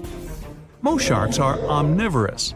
They can go after dolphins, other sharks, crabs, sea urchins, smaller or even larger fish, hot dogs. Kidding about the hot dogs. But the bonnethead shark is a bit different. It eats algae for about half its meals. It's actually related to the hammerhead shark, but its head looks more like a shovel. Can you dig it? If you see this guy swimming around, you might think it's a sea snake or a huge water worm. Frilled sharks like to swim way down at the bottom of the ocean, like a lot of sharks. When they're chasing something delicious, they move kind of like a snake. And just like a snake, they like to gulp down their lunch all in one piece. But that doesn't mean they don't have teeth. They have about 200 nice and sharp ones. The saw shark has a long, flat, and seriously spiky nose. Those teeth on its nose never stop growing. Each tooth is equipped with electric receptors to help the saw shark feel around for nearby fish, like a ship's radar. When dinner's nearby, the shark swims up and strikes with its nose, waving it around like a knight showing off his skills. Meanwhile, you won't have time to blink if this guy floats past. Did you see it? How about now? Meet the fastest shark in the world, the short-fin mako shark. It can swim up to 35 miles per hour. That doesn't seem that quick on land, but underwater, that's fast. Slower than a cheetah, but faster than most dogs. It's warm-blooded, which is super rare for a shark. That helps it swim to cold and distant places where an ordinary shark simply wouldn't survive. The swordfish goes much faster. It can swim up to 60 miles per hour. It's not a shark, but it's still an amazing creature. In a race, the swordfish will usually come out on top, but it's not just fast, it's ingeniously fast. It has a gland next to its nose that pumps out a special oil. This oil spreads through its nose and comes out through tiny holes. This special oil is waterproof, which lets the swordfish glide through the water at high speed.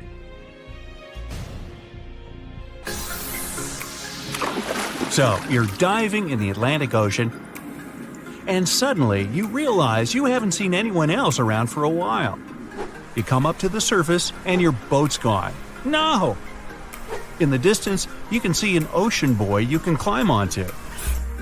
You scramble to safety and look out at the open ocean around you. There's nothing but blue in every direction, except something large moving in the water grabs your attention. A dorsal fin breaks through the surface. It's all over! It's a great big shit! Wait a minute.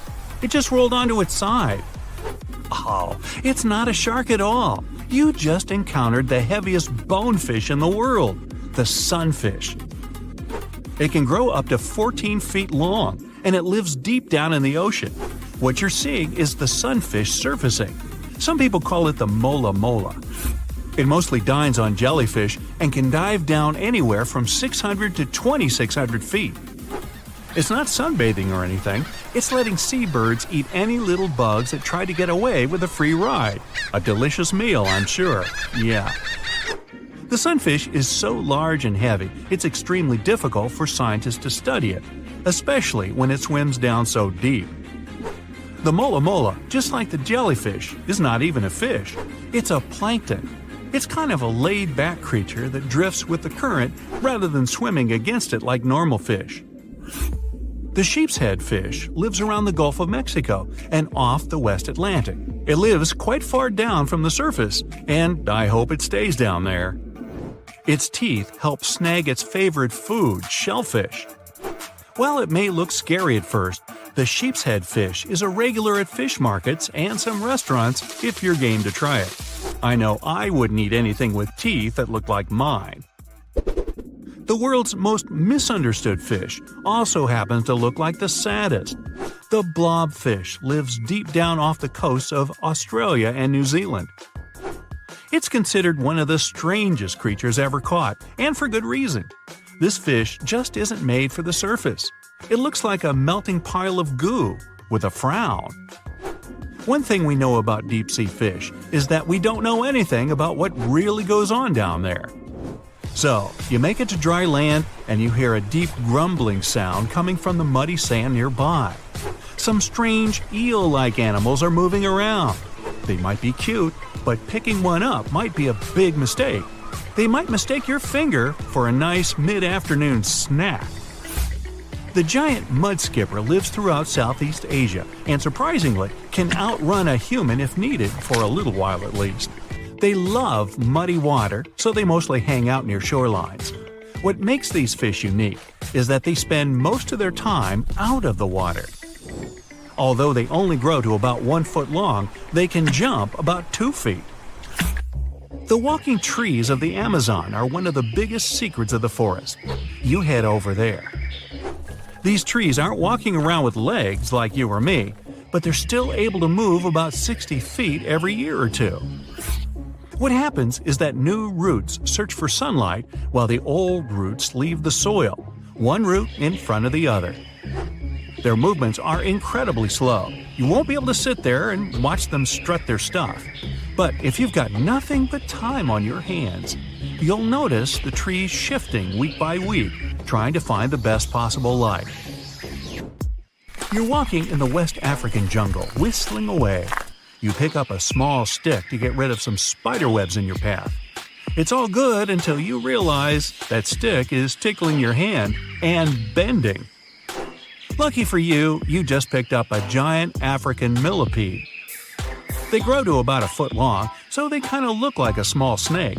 That tickling you feel is their 250 legs wiggling around. These millipedes are part of the same family as crabs and spiders, but they only really eat plants and fallen leaves. You pop over to Nevada for a nice walk. Hey, why not? It's way too hot, so you decide to jump into that nice pool of water you just found. The only problem? This place is way off limits, and swimming definitely isn't allowed. Why? Because of what could be the rarest fish in the world, the pupfish. They only grow about 1 inch long, and they only live here. They're precious and protected fish, so read the signs and don't even think about going swimming anywhere near them. The pupfish's backyard pool has another claim to fame. It's an earthquake indicator. When there's an earthquake, say in Indonesia, Japan, or China, waves start popping up right there in Nevada. You wouldn't be wrong for wanting to get your eyes checked if you saw this little guy sniffing around. The star-nosed mole is one of the weirdest creatures anywhere. Each one of the feelers on its nose help the almost blind mole find its food. Its nose is so sensitive, it can feel 5 times more than a human hand. That's not all. Star-nosed moles are also the world's fastest eaters. Wow, faster than me. They can even smell around for food underwater. Is there anything this mole can't do? Tardigrades, or as they're sometimes called, water bears, are one of the most interesting creatures on the planet, and also the craziest. These microscopic animals are the toughest creatures on Earth. How tough, you ask? Well, you can find them in the deepest parts of the ocean, high up on mountaintops, in volcanoes, rainforests, and even Antarctica. They're also the first animals to survive exposure to outer space. They can sleep for thousands of years without any food or water, and then get up and walk it off like it was nothing. The water bear could rule the planet, if only it was a little bigger. The blue glaucus looks something like out of a sci-fi movie. But no, this little animal is the weird uncle of the sea slug family, and you definitely don't want to pick it up. It blends perfectly into the ocean waves as it floats on the surface. The glaucus's bright shade of blue helps it melt into its background, but that's not what makes it special. Its sting is quite potent and not very pleasant, but the glaucus doesn't even produce its own venom. It just steals it off of other venomous water creatures. Not bad for something that's only 1 inch long. How about a delicious coconut? You need to regroup after seeing so many weird animals. Luckily, a coconut just fell from that tree, although something else fell as well. It seems like this coconut's already got an owner. Coconut crabs find coconuts on the floor and rip off that hairy brown stuff that's all over them. Then they grab the coconut with a claw and climb up a tree. From there, they chuck it down to the ground to open it up. So the crab's up there and its lunch is down on the ground. No problem. Coconut crabs love to jump from trees and can land unharmed from a 15-foot fall. This is one crab you wouldn't want to try to catch with your hands. The coconut crab's claw is the strongest of all crustaceans. If it can bust through a coconut, yeah. By now, you've seen your share of crazy, but no one is prepared for the hagfish. This fish looks like an eel, but with one extra superpower: slime. Less than a teaspoon of slime, when combined with water, can multiply up to 10,000 times. Once the hagfish oozes out its slime, nothing can get close. And what if some of the slime gets in its own nose? It learned to sneeze it out. They're also boneless and made entirely out of cartilage. Last one for today, introducing the purple frog. Not a very exciting name, I know. The purple frog is a strange-looking frog species. It looks like it just ate way too much, and it's got a nose like no other. What makes this creature even stranger is that it lives underground, and I don't mean just for a short while. The purple frog only comes out of its hole for 2 weeks a year. It mainly eats termites it finds underground, so why would it bother coming up to the surface at all? In the past 30 years, scientists have made an incredible discovery of a new creature living deep beneath the surface of the ocean, and the name of the creature is the harp sponge. Now, if you're wondering why it took so long to come across this animal, then I might have the answer. These creatures typically hang out at a depth of roughly 11,100 feet beneath the ocean's waves. This sponge species was first discovered off the coast of California thanks to a robot that was sturdy enough to explore those crazy depths the ocean has to offer. This is no doubt an area of the planet where even the most benign-looking creatures can be potentially dangerous. But even scientists were surprised to find that this creature was more than just a sponge. Now, this might seem obvious, but the harp sponge got its name because its basic structure, referred to as a vein, is the same shape as a harp. Each vein is made up of a horizontal branch supporting several parallel vertical branches.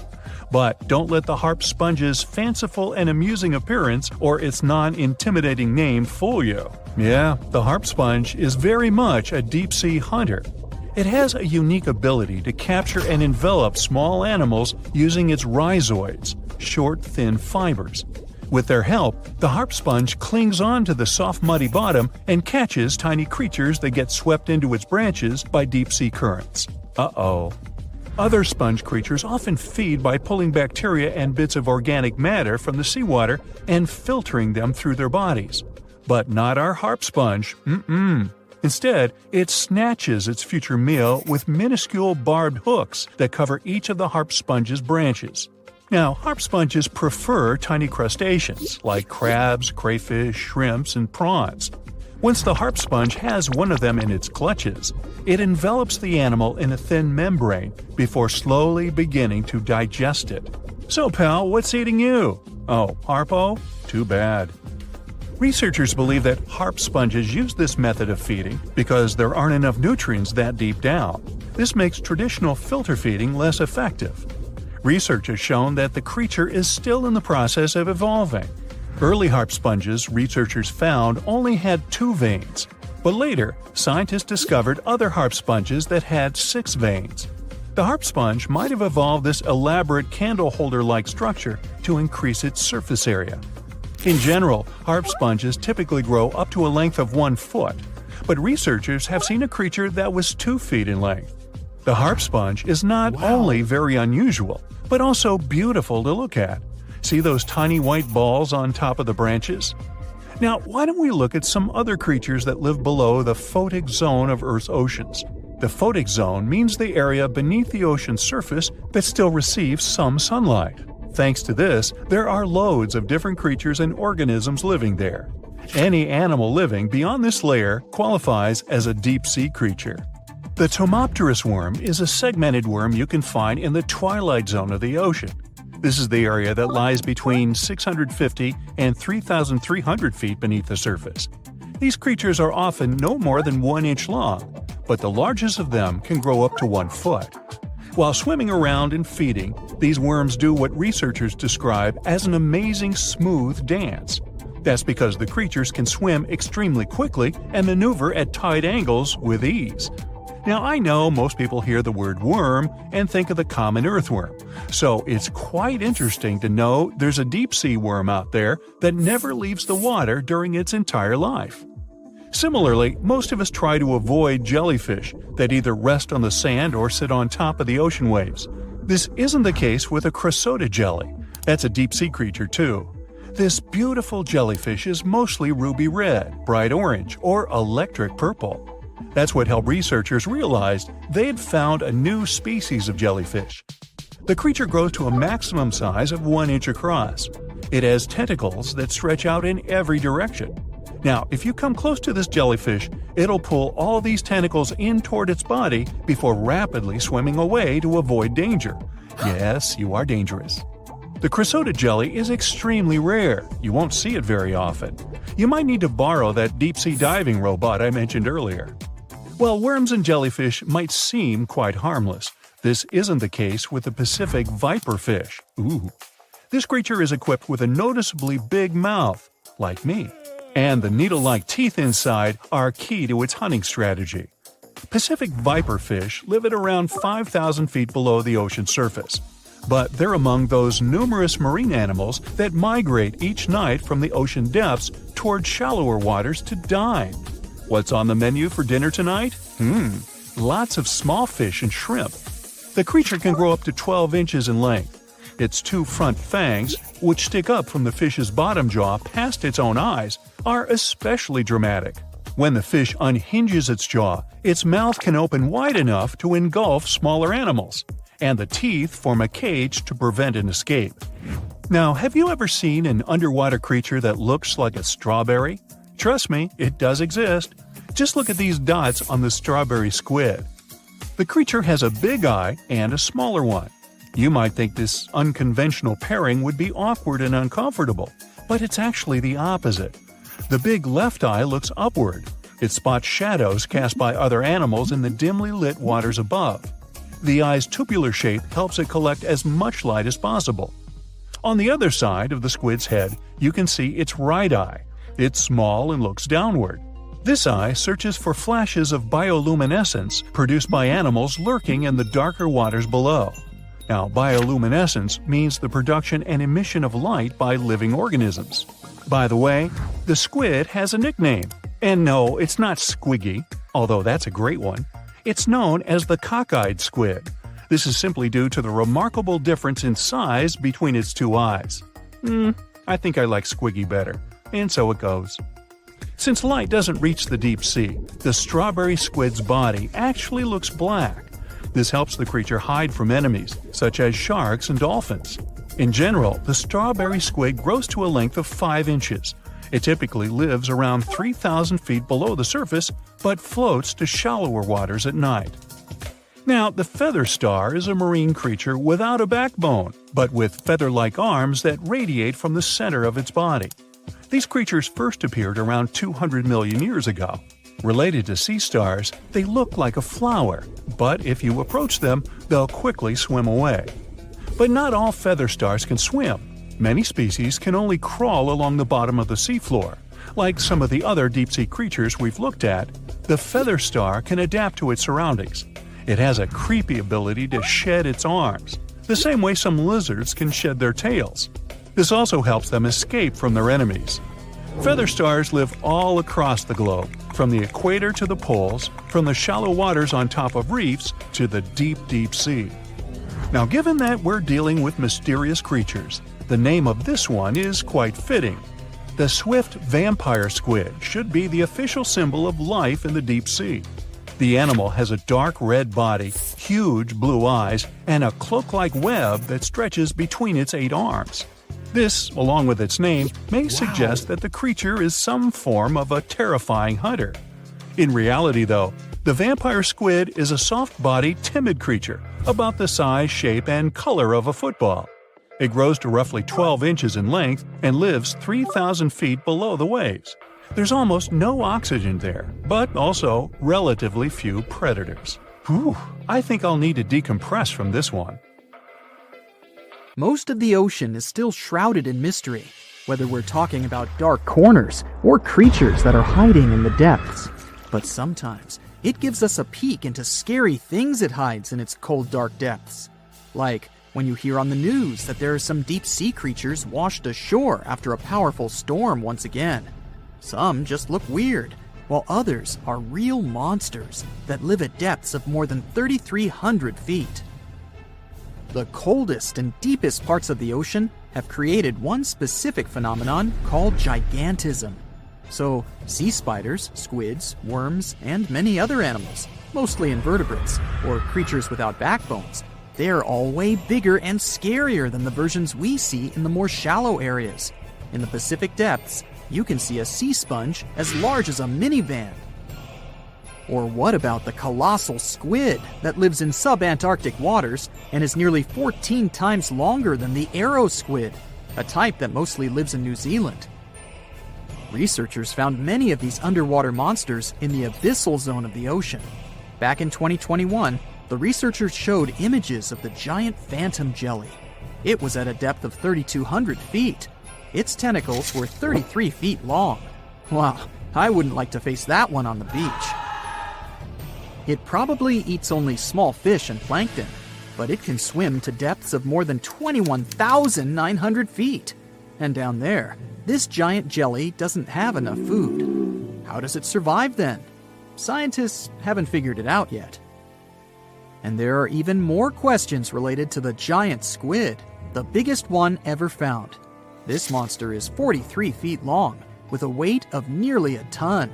Imagine if those tentacles would grab your car, or something like that. They would smash it like it was a toy. There's no light in the abyssal zone. Sun rays just can't penetrate that deep. So there's no algae or underwater plants there. Local animals mostly eat snow.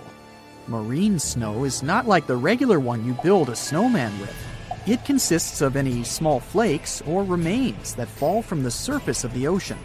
Maybe even some leftovers that animals up there couldn't eat. So it's not much. But apparently, it's enough for very large creatures that hide deep down there, like giant squids. Squids that generally live at such depths don't bother going after their prey. They just wait until the poor animal swims right up to their long tentacles and falls into a trap. It may not be the best method ever, because not many animals will even swim into these dark, cold parts. But it's the method that saves energy. A giant squid eats only 1 ounce of fish daily, which is approximately 45 calories. That's nearly 50 times fewer calories than an average person should eat per day. So when a squid gets 1 fish, it saves it for a couple of days. I hope giant squids won't get the idea to go to the surface and look for food when there's not enough of it in the abyssal zone. And I hope even more that giant Greenland sharks won't get that same idea. You can find them at depths of up to 7,200 feet. They're twice as slow as we usually walk. They swim at a speed of 1.12 feet per second. Their slowness is part of the energy-saving mechanism that creatures down there need to survive. But they can speed up in the form of short bursts when they need to catch prey. But they kinda change their diet from predator to scavenger, considering their environment. There will be more leftovers falling from the surface than animals to go after. Greenland sharks grow just 0.4 inches per year, and they're mostly 20 feet long, which means they live for a very long time, sometimes up to 400 years. They also have a slow metabolism, and that's one of the main factors for their long life, too. Greenland sharks like to spend their time in cold waters. They're adapted to that, since their tissues have specific chemical compounds that prevent the forming of ice crystals all over their body. That means they have some sort of natural antifreeze. So what makes them so big? Scientists are still not sure, but some theories try to explain it. There's this thing called Kleiber's rule that says bigger animals tend to be more efficient. Just take a small fish and compare it to a whale with a mass hundreds of times bigger. The whale has a greater metabolism. It conserves energy more efficiently and loses less of it to the surroundings through heat. Moving on, bigger animals can ingest bigger prey. They're more likely to go through tough issues in their environment or defend themselves from predators going after them. Also, the body gets bigger when temperatures are lower. The Greenland shark is a perfect example. So are giant sea spiders. Sea spiders are generally common, and you find some very small ones at 0.04 inches. But in deeper parts of the Antarctic, they become 3-foot-long giants. They grow so big because the cold water has more oxygen. That way, more of it diffuses into the animal's body, and that allows it to grow bigger. Yeah, both as a creature and a nightmare. And how about this giant tube worm? Researchers found it accidentally while they were exploring the mysteries of the Pacific Ocean floor. They stumbled upon unusual hydrothermal vents. Volcanic heat is a thing that gets them going. As water seeps down through faults or cracks in the rock, these vents change their direction. When the water gets out of the vent, it's rich in different minerals and chemicals. Most animals wouldn't survive being around this toxic soup of chemicals, but not these tube worms. They came as a true surprise, because not only are they not bothered by these toxic vents and the almost boiling temperature of the water, but they developed entire ecosystems there. They're unique because they don't need sunlight to survive. Instead, small bacteria are their main source of energy. That bacteria gets their energy directly from these toxic chemicals. So it's not photosynthesis, but a process called chemosynthesis.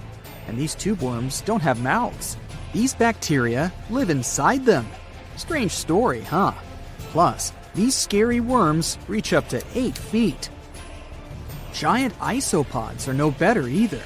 They lurk at the depths of the ocean of 1,640 feet or more below, far away from the sunlight, looking like some monstrous wood lice. They spend most of their time on the seabed, hoping to find some food falling from higher levels of the ocean. Check out their small hooked claws at the ends of their legs. Isopods use them to remain more stable while moving around the ocean floor. Since there's no light, they have long antennae that help them feel their way around. These sensory antennas are about half the length of their body. Giant isopods have pretty big eyes compared to their body size, too. They can grow over 12 inches from head to tail. And these fellas are really patient. Remember how we said animals down there rarely get food? Sometimes they need to wait for years to get a proper meal. That's why their metabolism is amazingly slow. 5 years later. They can go for 5 years without eating anything. Imagine that. I get hungry just talking about this. In 2006, a biologist did research to compare the differences between the shallows and the deep sea regions. He realized the deep sea mirrors the island rule. First, isolated parts of land develop biodiversity you won't find anywhere else.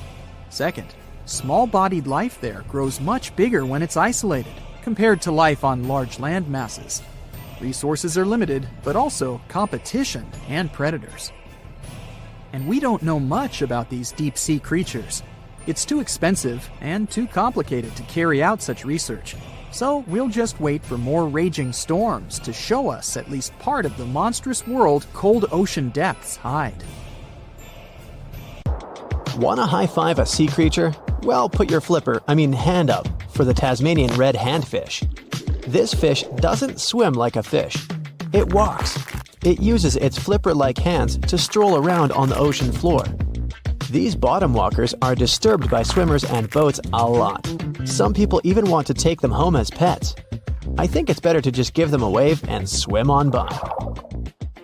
The vampire squid.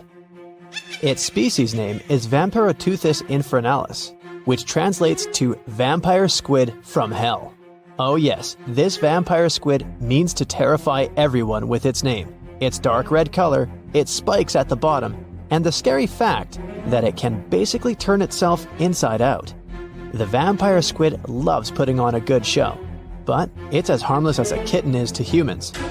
It's as if Dracula scared the pants off you, but he didn't have blood-sucking fangs.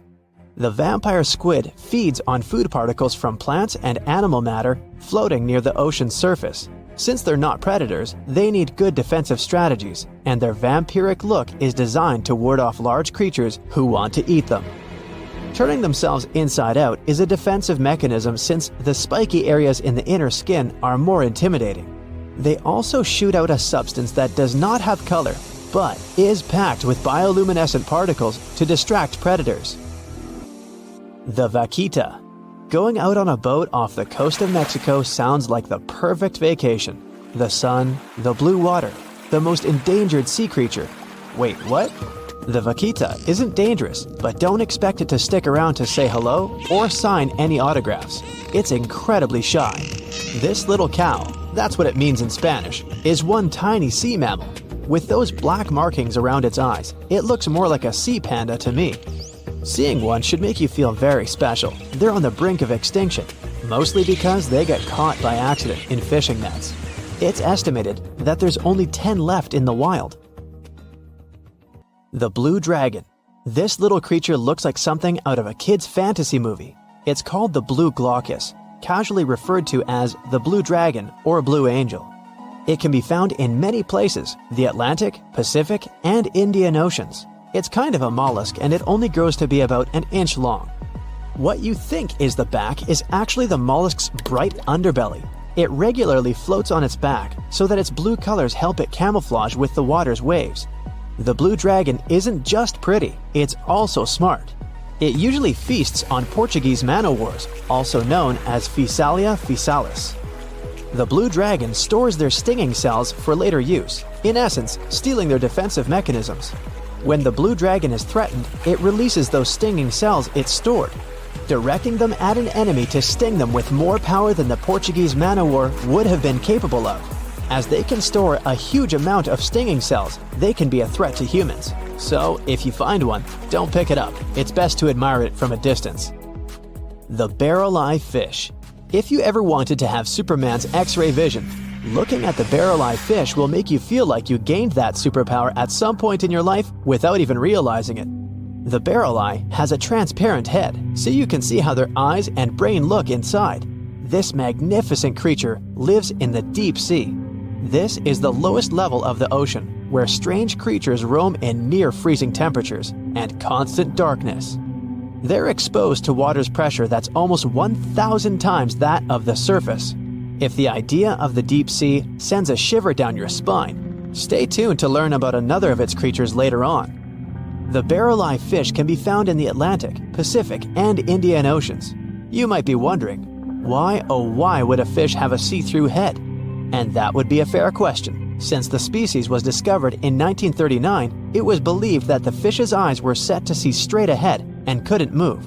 So it was assumed that they had tunnel vision. Scientists Bruce Robinson and Kim Reisenbichler from the Monterey Bay Aquarium Research Institute recently discovered that the fish can move its eyes vertically to see through the top of its translucent head, thus noticing if there are predators or prey nearby. The transparent head also allows more light to enter so they can detect prey better. It's believed that the barrel-eye fish eats jellyfish and small fish species.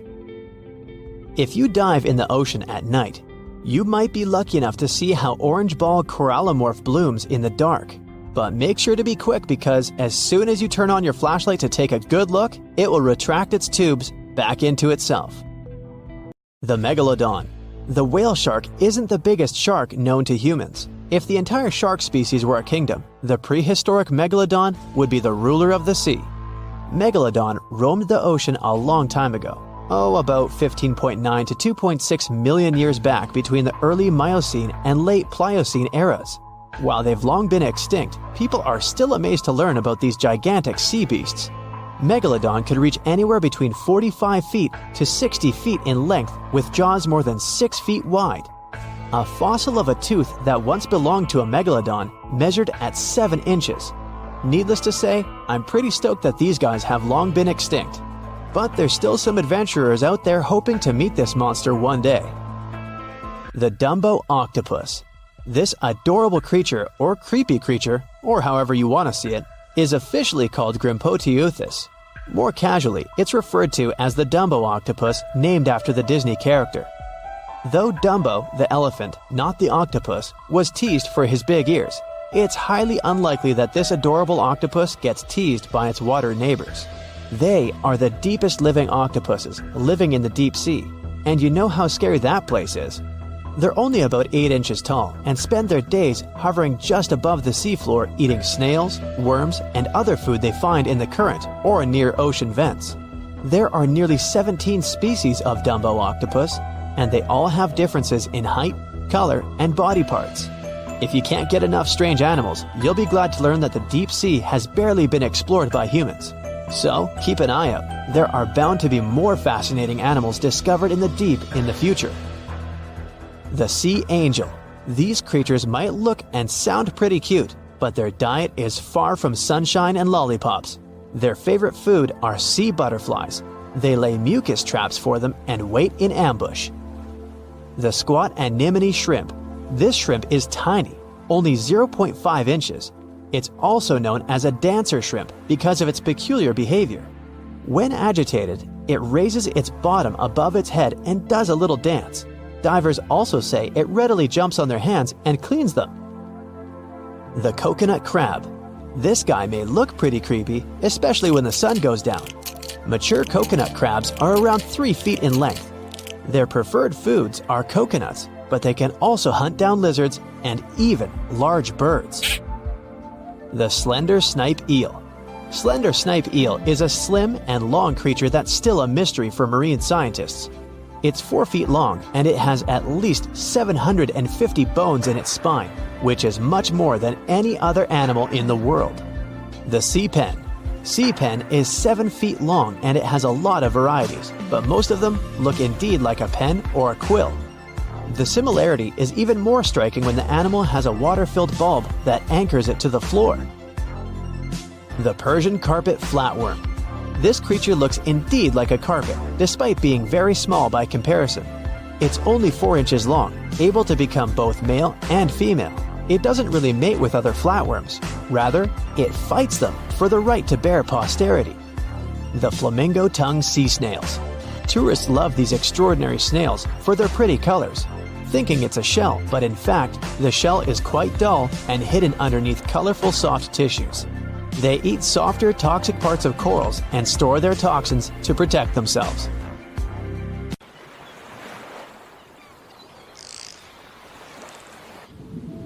A pod of dolphins is happily playing near the water's surface in the North Pacific Ocean on a sunny day.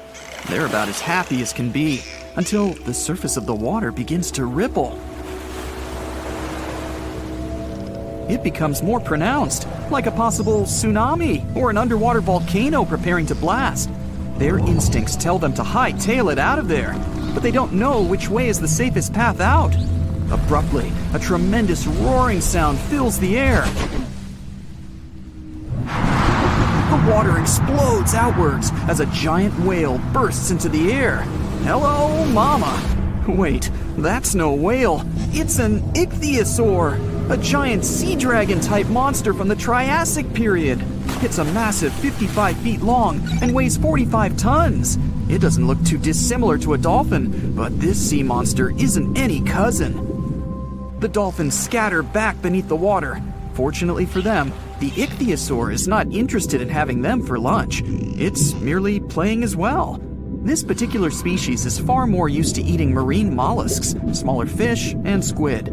But there's nothing in sight, so it disappears back below the surface, swimming majestically with its huge fins and long eel-like tail. It had once roamed the land, but like other prehistoric land reptiles, including modern-day whales and dolphins, it returned to the sea and evolved over millions of years.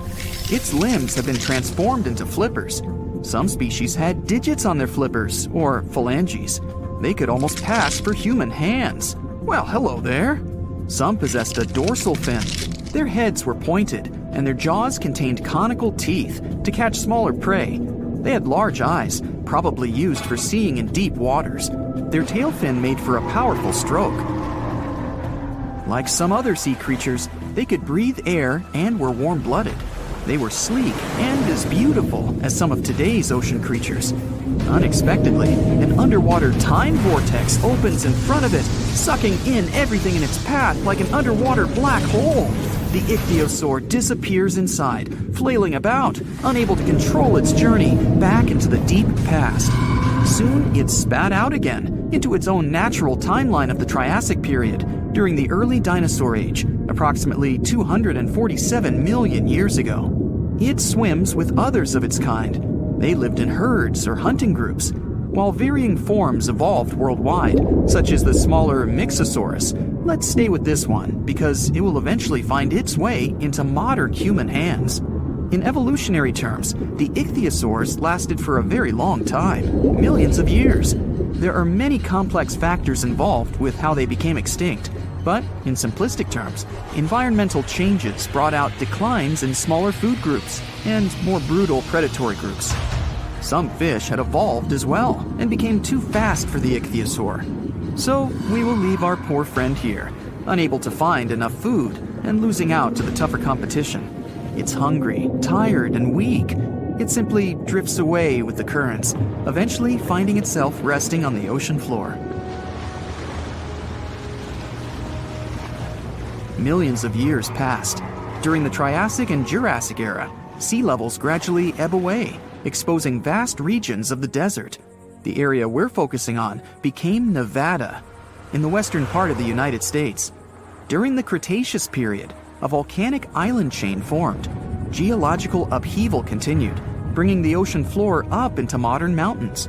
Embedded in the rock, well, you can guess, not only ancient invertebrates, but more modern creatures such as mammoths and giant sloths.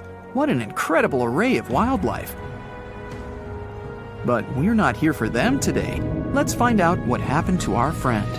Jump forward in time again to 1998. The place, the Augusta Mountains of northwestern Nevada, or more specifically, a place called Fossil Hill. Protruding out of the rock were a few vertebrae. Researchers could tell whatever creature it belonged to. It was clearly enormous. It was so embedded in the rock and complex that the excavation took many years. In September of 2011, the excavators found more of the beast, the well-preserved skull, forelimbs, and chest region. It wasn't until 2015 that the now obviously giant ichthyosaur could be fully extracted. The surviving fossils were a skull the size of a fully grown man, a shoulder, and a flipper-like appendage. Even then, it took a helicopter to move it. The team named the new species Symbospondylus youngorum. Symbospondylus is a Greek word meaning spine. Let's call this one Ichthyosaur spiny from now on, because it should have a name by now. And let's face it, it's a lot easier to pronounce. Spiny was airlifted to the Natural History Museum in Los Angeles and further shipped to the University of Bonn in Germany. The study was undertaken by vertebrate paleontologist Martin Sander and his colleagues while collaborating with the University of Mainz. It was a unique and truly electrifying find, as the marine reptile was the largest animal ever discovered from this time. As far as we know, stated Martin Sandler, it was even the first giant creature ever to inhabit the Earth. You can think of Spiny as the underwater T-Rex of his time. He's also quite remarkable, as his type lived only 3 to 5 million years after a mass extinction event, known as the Great Dying. It happened roughly 252 million years ago. It took out approximately 90% of the world's life forms. What caused it? The short version is elevated temperatures and increased acidification in the oceans. Once one part of the food chain extinguishes, it causes a domino effect, as you can imagine. Soon, there's little left to eat, and only the sturdiest can survive. The atmosphere also had high levels of carbon dioxide. Theories argue that giant volcanic eruptions caused this in Siberia, known as the Siberian Traps. It was the largest volcanic eruption in the past 500 million years. The eruptions lasted a staggering 2 million years. Large volumes of basaltic lava covered a large area of Siberia. Even today, the site is covered by about 3 million square miles of basaltic rock. Other theories say that an asteroid caused the Great Dying, rather than the volcanoes. In any regard, the impact was the same, and 81% of Earth's marine species and 70% of the land-based vertebrate species were no more. There have been numerous mass extinction events, but Spiny's size and existence are extraordinary compared to the Great Dying. It usually took 9 million years for species to recover and grow to this size, but he came into being in less than half that time. Using sophisticated computer models, the researchers examined the likely food web running through the area now known as Fossil Hill.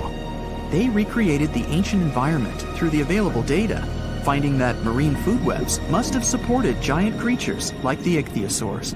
The theory is that our spiny fed on a diverse and rich diet of marine mollusks, known as ammonoids, that flourished from 1 to 3 million years after the Great Dying.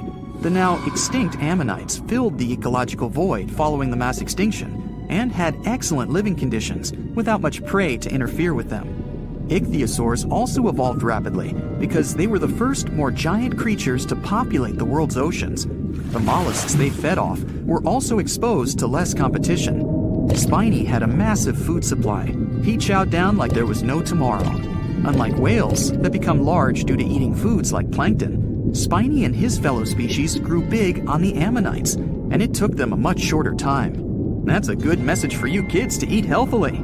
The exciting thing for us today is that these results show that marine ecosystems can build up and respond well to such dramatic changes as climate, atmosphere, or water conditions. They may have had different pathways, but some ichthyosaurs and whales have similarities. They both have large sizes and a lack of prominent teeth. Sperm whales dive deep to hunt giant squid. Spiny hunted similarly. They use a type of filter feeding to extract the food from the water. Our friend likely ate fish and possibly squid, and ever smaller ichthyosaurs. Ouch. Other ichthyosaur forms had lots of teeth, with a skull more like a giant lizard. They had razor-sharp teeth. Ichthyosaurs swam the ancient oceans for nearly the whole of the dinosaur age. Ichthyosaur fossils have been found in many other countries, such as England, Norway, Japan, Germany, Colombia, China, and Australia. They were the underwater planet rulers of their day. As the sun sets 250 million years ago, we might imagine Spiny having a better outcome than he ultimately did, and popping his head out of the water to watch the orange hues of the pristine sky. He pauses for a moment before, once again, dipping underwater to join his friends, swimming happily away with the herd, looking for food and adventure in the deep blues of the Triassic Ocean.